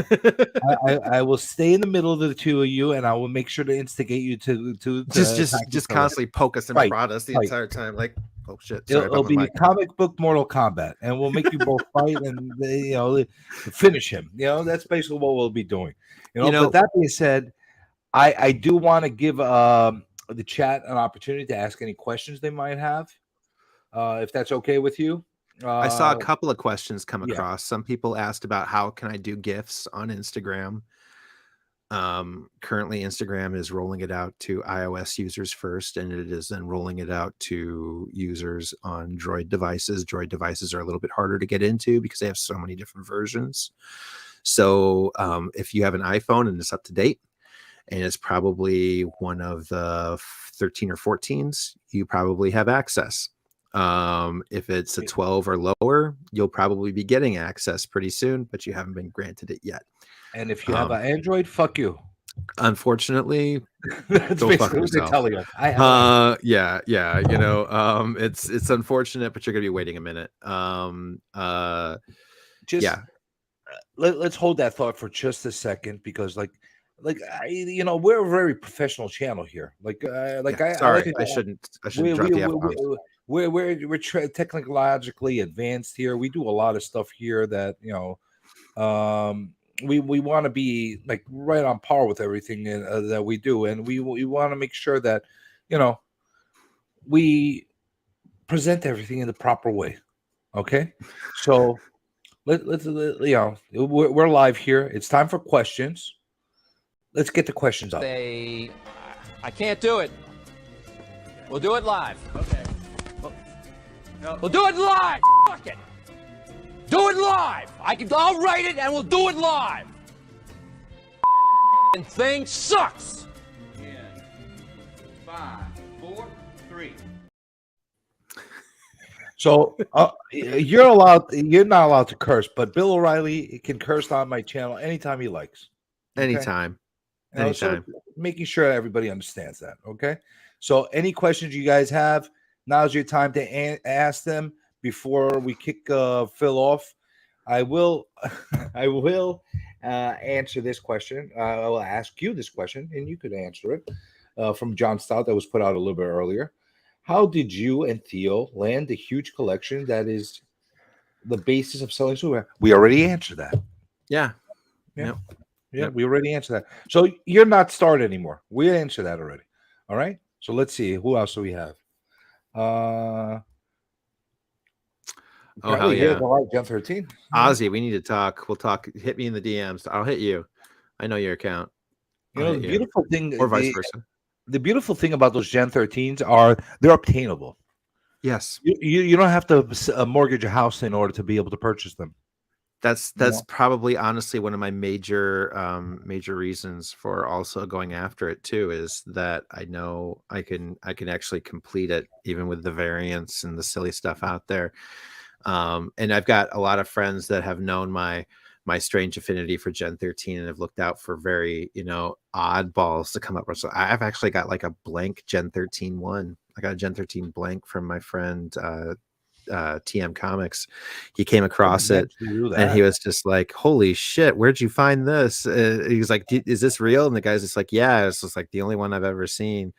And he's just like, I know I've got a guy that this is for, and he just got it for me as a gift. It was totally cool as shit. Tyler, if you're watching, amazing. I can't imagine. I don't think I've ever seen one of those. I'll get it out sometime. I should probably take a picture of it because nobody would believe it if I showed it to him. And I make a habit of going for anomalies and obscurities. Mm-hmm. I've never seen that before. I didn't even know that existed. That's amazing. I would actually love to see you take that to the Campbell and actually have them actually do custom cover on that. I'm actually really thinking about having that happen. I'm thinking about seeing if he'll do it when I'm at San Diego, because that would be probably the coolest thing. That would be then officially the one book that would never ever ever ever ever ever ever ever ever leave my collection ever until I'm dead. And then my daughter is probably like, I don't need this big huge booby book. That's pretty damn amazing. Like there's a very cool book to have. So are you excited about Spider-Verse? Yeah, I am. I've heard great things in the reviews. I wasn't at first. I'll never pretend to say I can't be wrong. The first preview didn't really get me jonesing. Dude, let's talk. But yeah, no, I pay for all of my books. I don't like doing that. At least let me buy a few first, right? I gotta stop dropping this. Ozzy is an awesome guy. He's also Canadian, he is. So they're like good in nature to start with. It's all that maple syrup that they drink. Always gotta love the Canadians. But he's a good guy. He's one of my favorite people in the community. Yeah, actually, we've followed each other, I think, for a while on Instagram. So Nick Swartzen. No. Actually, when I'm shaving a little bit more, a lot of people give me grief for looking like James Corden. I could see that. I could definitely see that. Look at that. Yeah, you know what? I see that. Yeah, it's the pale British guy, chubby dude. Are you if I went bit more into my conversation like this, as far as things go, it would probably feel a little bit more real. But this is that fake version. So are you going to take on that role of having intriguing conversations as our James Corden? I would love to. I would love to get everybody into a car and have a car karaoke and comic book conversation where we talk about different books and in between we break into song. That would 100% be like my favorite thing to do. And in all honesty, I think the next time Theo comes, I'm going to set up the GoPros in the car and I'm going to film us on the drive out there, just so people can see the stupid shit we talk about in a car ride. Because I think it would be freaking hilarious. So I enjoy that. Yeah, I'll be watching that. I love that kind of stuff because you don't know what's going to come out of your mouths at that point. Unfortunately, that's probably where it'd be the stuff where we say something stupid and we probably get canceled for it. But hey, at least we were having some fun in the meantime. I'm assuming that you don't script much on your show ever. No. You do go about with like a bullet point format of what you want to do, but that's about it. Usually what happens is about 20 minutes before the show, Theo will call because Theo loves to talk on the phone. He's got a lot of kids at home and his hands are always full, so he can't text or type. I'm a texter typer. I've got a 16-year-old kid. That's it. So I hate talking on the phone. He's the only person I answer the phone for. And so he'll call me and he'll be like, what are we talking about tonight? And I'll be like, well, these are the few things in the news. These are some things I'm seeing going on. And like, what are you thinking about? He's just like, well, I also saw this. I also saw that. And we'll be like, well, which one do we want to talk about first? This one. Okay. That's where we go. That's where we start. And then we'll break into each one as we got time. And if we didn't think about it, then we'll just kind of say, forget it. But that's as much scripting as we do 100%. Because I mean, that was the whole reason for us wanting to make the channel at the same time too. Like, it was just like, yeah, I'm making this, you're doing it with me. And I said, okay, of course. But that was because this was the Comics and Chaos is 100% the phone calls we had every single day. And then instead of talking about the persons that we're bringing on as a guest, we're bringing them on as a guest for them to talk, in person with us at the same time as well. Occasionally we'd bring in one of those people as a third person on the phone call, but that was the premise of these live shows, was just to be like, this is what we talk about on a regular basis. Why aren't we sharing it with people that might enjoy it? Because we usually would have a conversation and then something would happen, or some other person would say it like 2 weeks later and sounds super awesome, smart about it. And like, dude, we said that like 2 weeks ago. Like, God damn it, why didn't we record these things? And that's how it kind of came about. So and yeah, we don't script makes it more candid and enjoyable at the same time. So and that's Theo's wheelhouse. Like for me, I can work with a script and I can work with a teleprompter because that's what I do for a living, right? You did talk about what you do for a living a couple of times. So do you want to tell everybody exactly what you do? I keep my personal life on that side of my professional career. It has nothing to do with comic books? Nothing at all. No. Nothing. But you're some type of writer though, right? No, I work in a studio, so streaming and video recording and production, things of that nature. But to keep myself clean at work, I keep them out of my comics. I keep my comics out of my work. So yeah, I can't blame you for that. Listen, I'm in a completely field that has nothing to do with comics, and I do not interact one with the other. No, it's what keeps this special though too, right? Like all of a sudden, if your coworkers are showing up in your chat, you're just like, no, you don't want that. And vice versa too, right? Like all of a sudden, like somebody comes into my work and they're just like, hey, yeah, I saw the guy that does the thing, and they're gonna be like, the fuck is that guy? And I'd be like, no, Phil, you're not. You don't have to tell me. I'm in real estate. The last thing people that are my clients want to do is say, hey, aren't you the hand guy that's on the comic book channels? Yeah, I don't need that. They recognize you when you're opening the door handle. Like, I know those hands from somewhere. They're just so look at that. Look at the skin on that. That's fucking Comic Journey.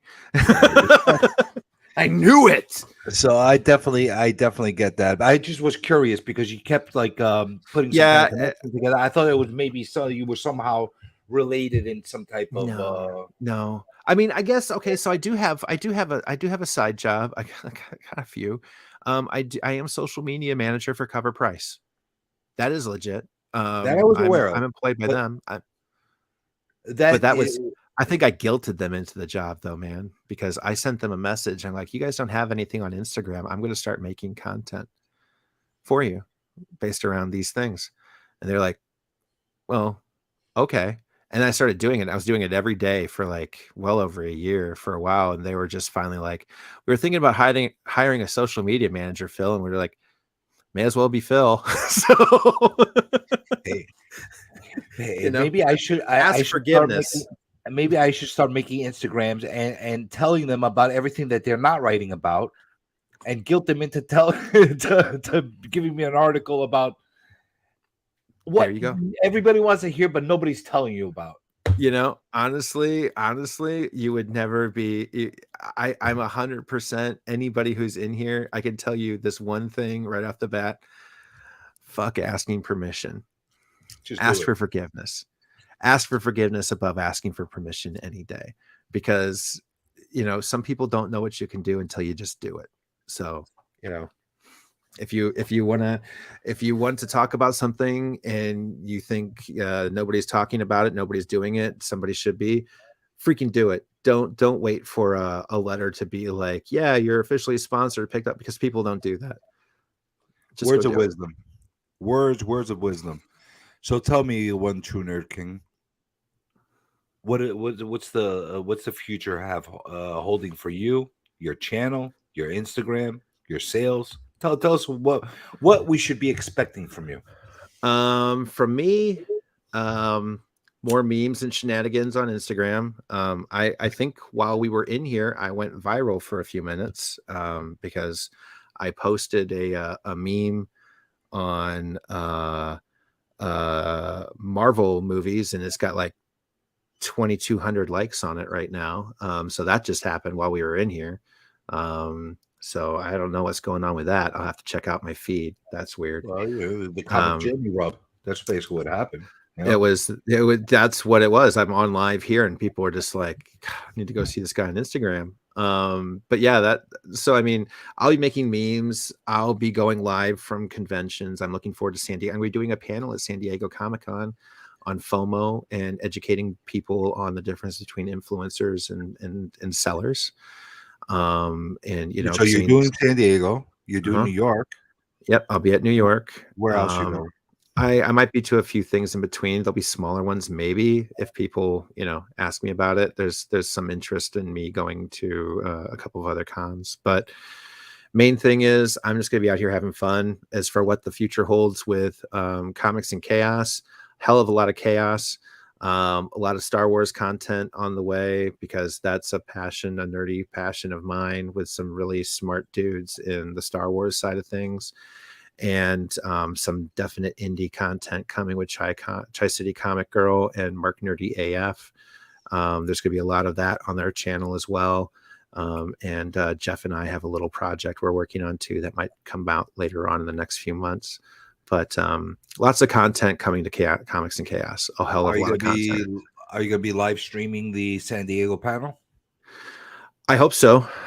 That'd be cool. I hope so. It depends on if the couple of guys that are staying with us will make sure that they're working the camera while I'm live streaming, while I'm actually in it, because I don't want to have to be in charge of that and hosting the panel at the same time with the team.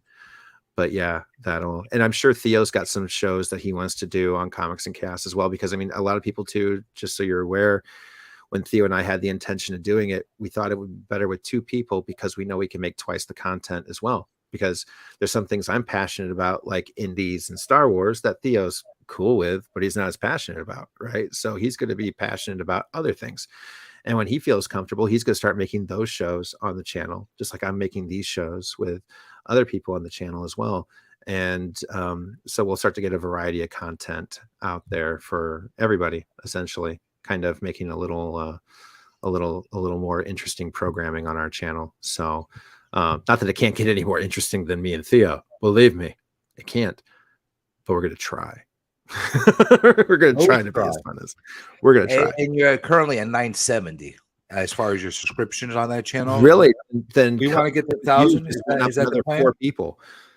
Because when I came into the show, it was at no, actually it was at 64 when I started the show earlier today. So 6 people from here have gone and subscribed to our channel from you, bro. So thank you.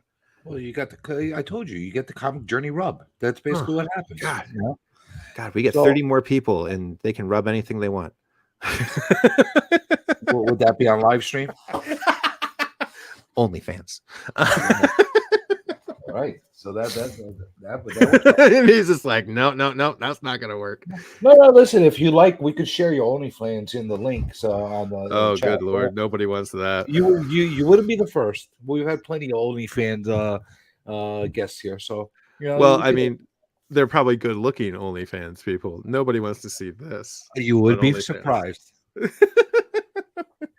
Well, I don't know, man. I've gotten some weird DMs, dude. I've gotten dick pics before, all kinds of weird stuff. It's crazy out there, bro. It's crazy. It's crazy. People like to send you their junk. They like to send you their. I definitely set off some people's gaydar. I think I'm not. I'm very straight, but so definitely some dudes think like, yeah, I bet I can get a piece of that.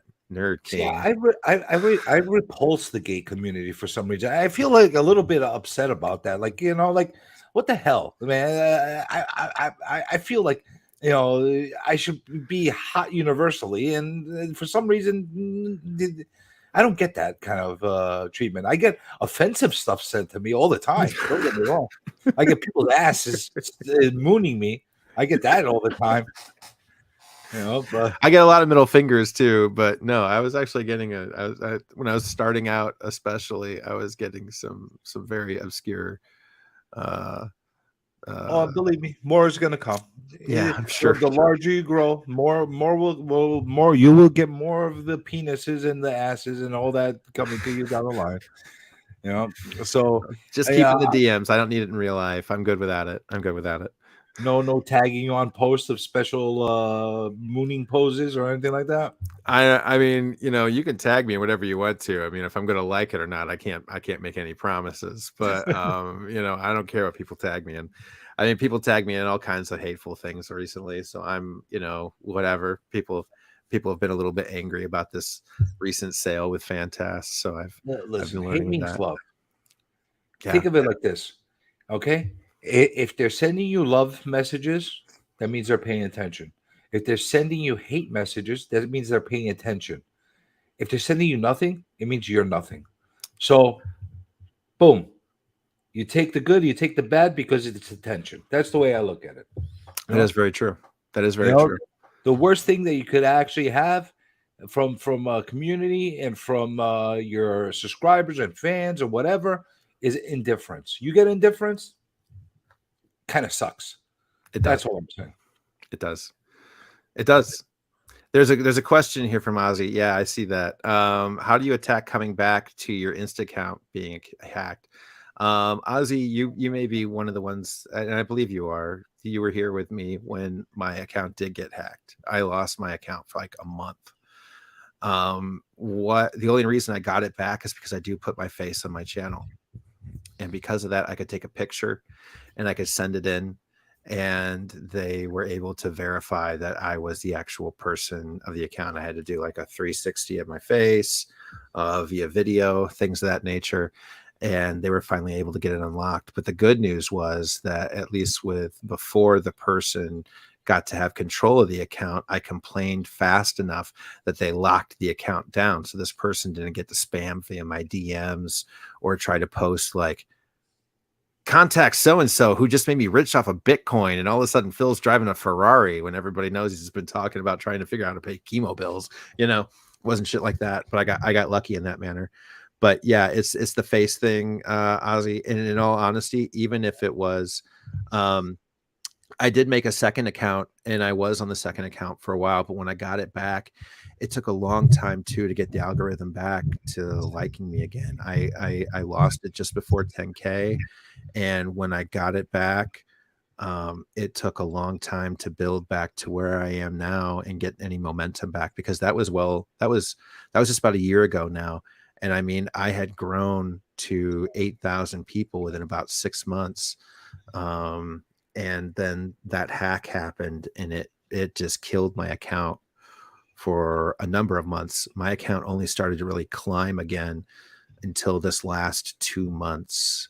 And it's been doing pretty well. I think I might break 13K in the next 2 weeks. I'm really close.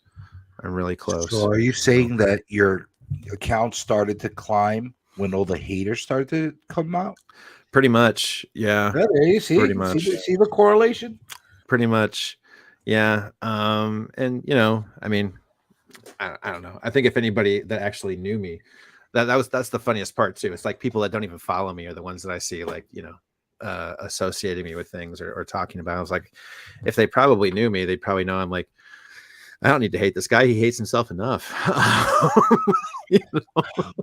Well, you know what? I will say this. You do compete with me highly in the self-deprecating department.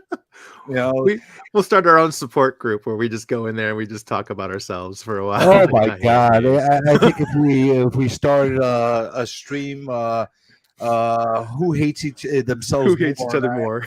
I think we'd make a lot of people a lot happier about themselves in life. So That would be the ultimate throwdown. That might be the challenge of the night. Like, okay, vote. We're gonna okay, group. We're gonna come to a vote. Like, you're gonna listen to us both talk about ourselves for 45 minutes, just hating on ourselves. Tell us who hates themselves more by the end of the episode. That would be the ultimate self-burn, self-roast. I think that would be super exciting. Yeah, Ozzy, I think I'd fucking love it. But Well, no, I came back.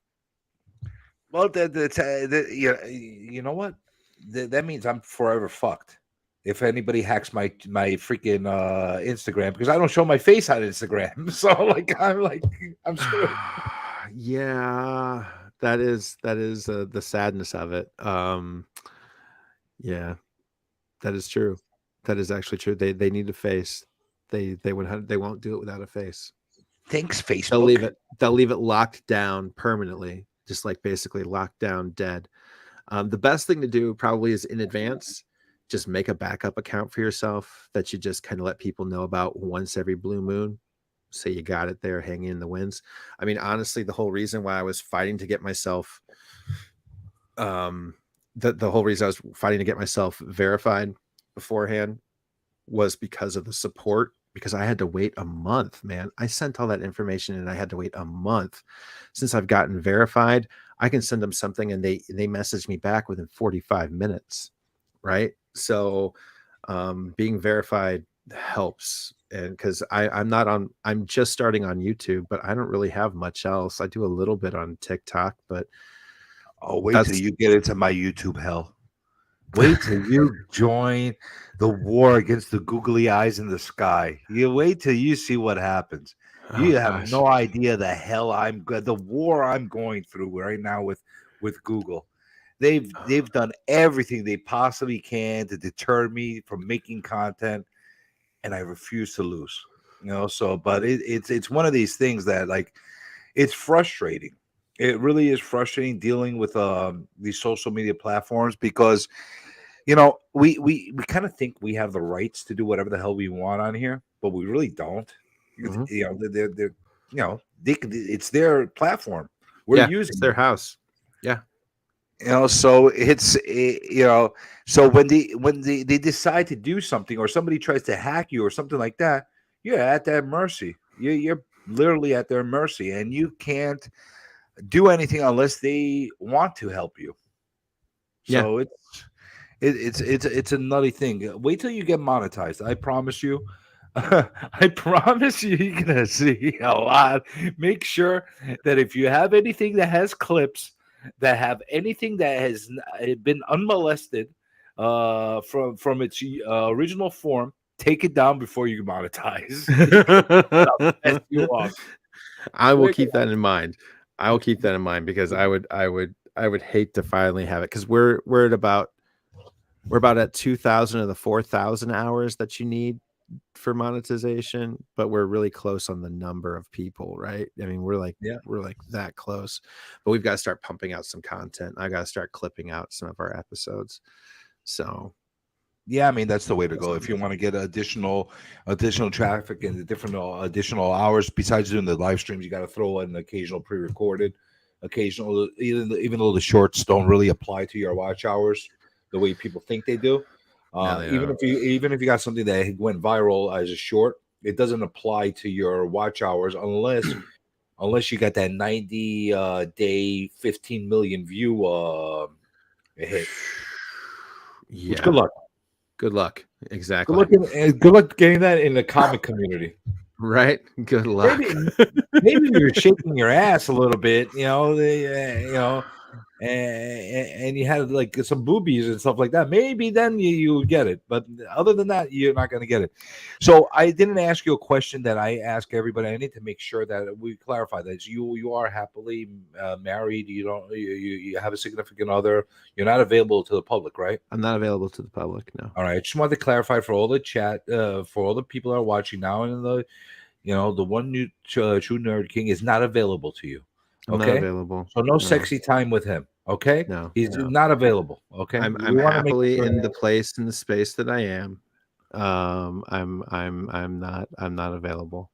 Nope. All right, do we want to make sure? I make a point of telling people's availability status on every single interview that we do, because there are a lot of people that would like to get jiggy with some of the interviewees, and we want to make sure that they don't bother you.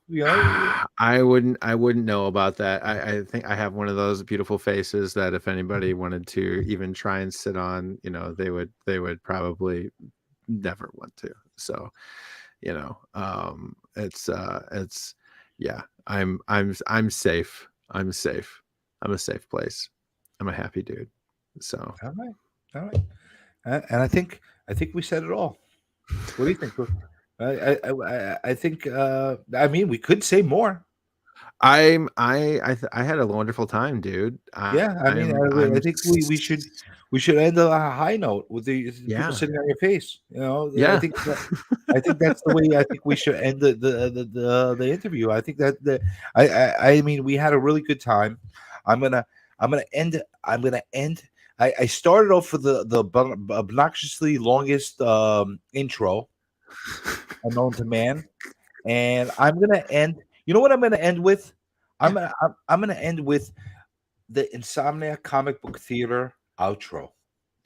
In case people are watching and they don't even know about Insomniac, well, they should know about Insomniac Comic Book Theater, and you should join us one day on Insomniac Comic Book Theater. Rage Theo often jumps on. It's an open platform. It's a community hangout. I'd love to. I allow anybody on. They do as they wish.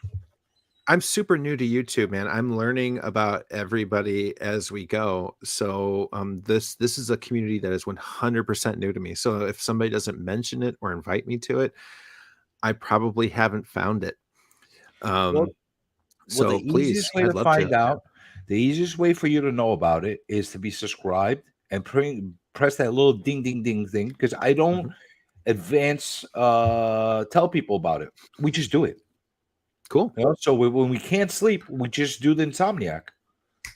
Awesome. So, I'm there. I don't sleep much at all. And I dropped the link. And if you want to join us, you join us. One rule: don't show your pee-pee. Okay. Yeah. We have a no pee-pee rule. So it's okay. Other than that, I think we could do what we can do. So I want everybody to make sure that you go check out Comics and Chaos. I was about to say Chaos and Comics. I was about to say Comics and Chaos and Comics, but it's Comics and Chaos. And we're going to make sure that you go and you subscribe to him. I appreciate it. I'm wishing you success, and hopefully maybe you'll win that new channel of the year. That'd be super cool. I have no idea. I don't know if I don't even know how to ask people to nominate. So anybody that would be freaking amazing. You really want it, don't you? You want it. I only just heard about it from circumstances when he was going off on Decor about it. You want to win. You want to win. Everybody wants I would love to. Of course. Who wouldn't want a freaking look at the does it look like I win many trophies for anything? I wouldn't mind winning one in my life. I wouldn't mind having one cool thing. So you are in luck. I'll say this much: you are in luck. I'm not eligible for it. Well, I'm going to take that as a win right off the bat, dude. So of course I'd be super interested. But if I wouldn't, either way, I'm still blessed and happy. But of course, who wouldn't want to win an award? I'm teams up for an Emmy with work, and we're up for some other writers awards. And so, there's nothing cooler than being able to put a award in your background once in a while. I didn't even ask you how you're dealing with the strike. Having fun with that? Yeah. It's got to be a weird situation right now, right? Yeah. We'll leave it at that. Yeah. Live work is pretty much the only work. So yeah. That's a stream for another day. Yeah. It'd be a great one. I'd love to talk on. So with that being said, good night, people.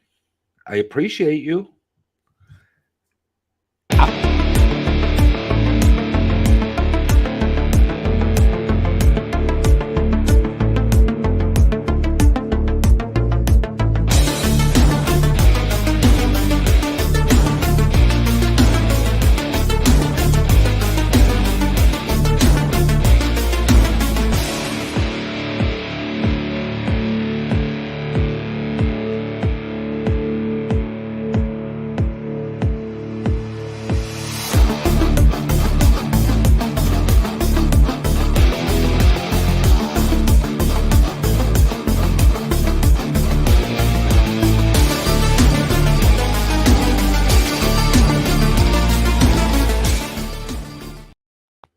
Oh, what the hell? We're still live and broadcast, damn it. Ed.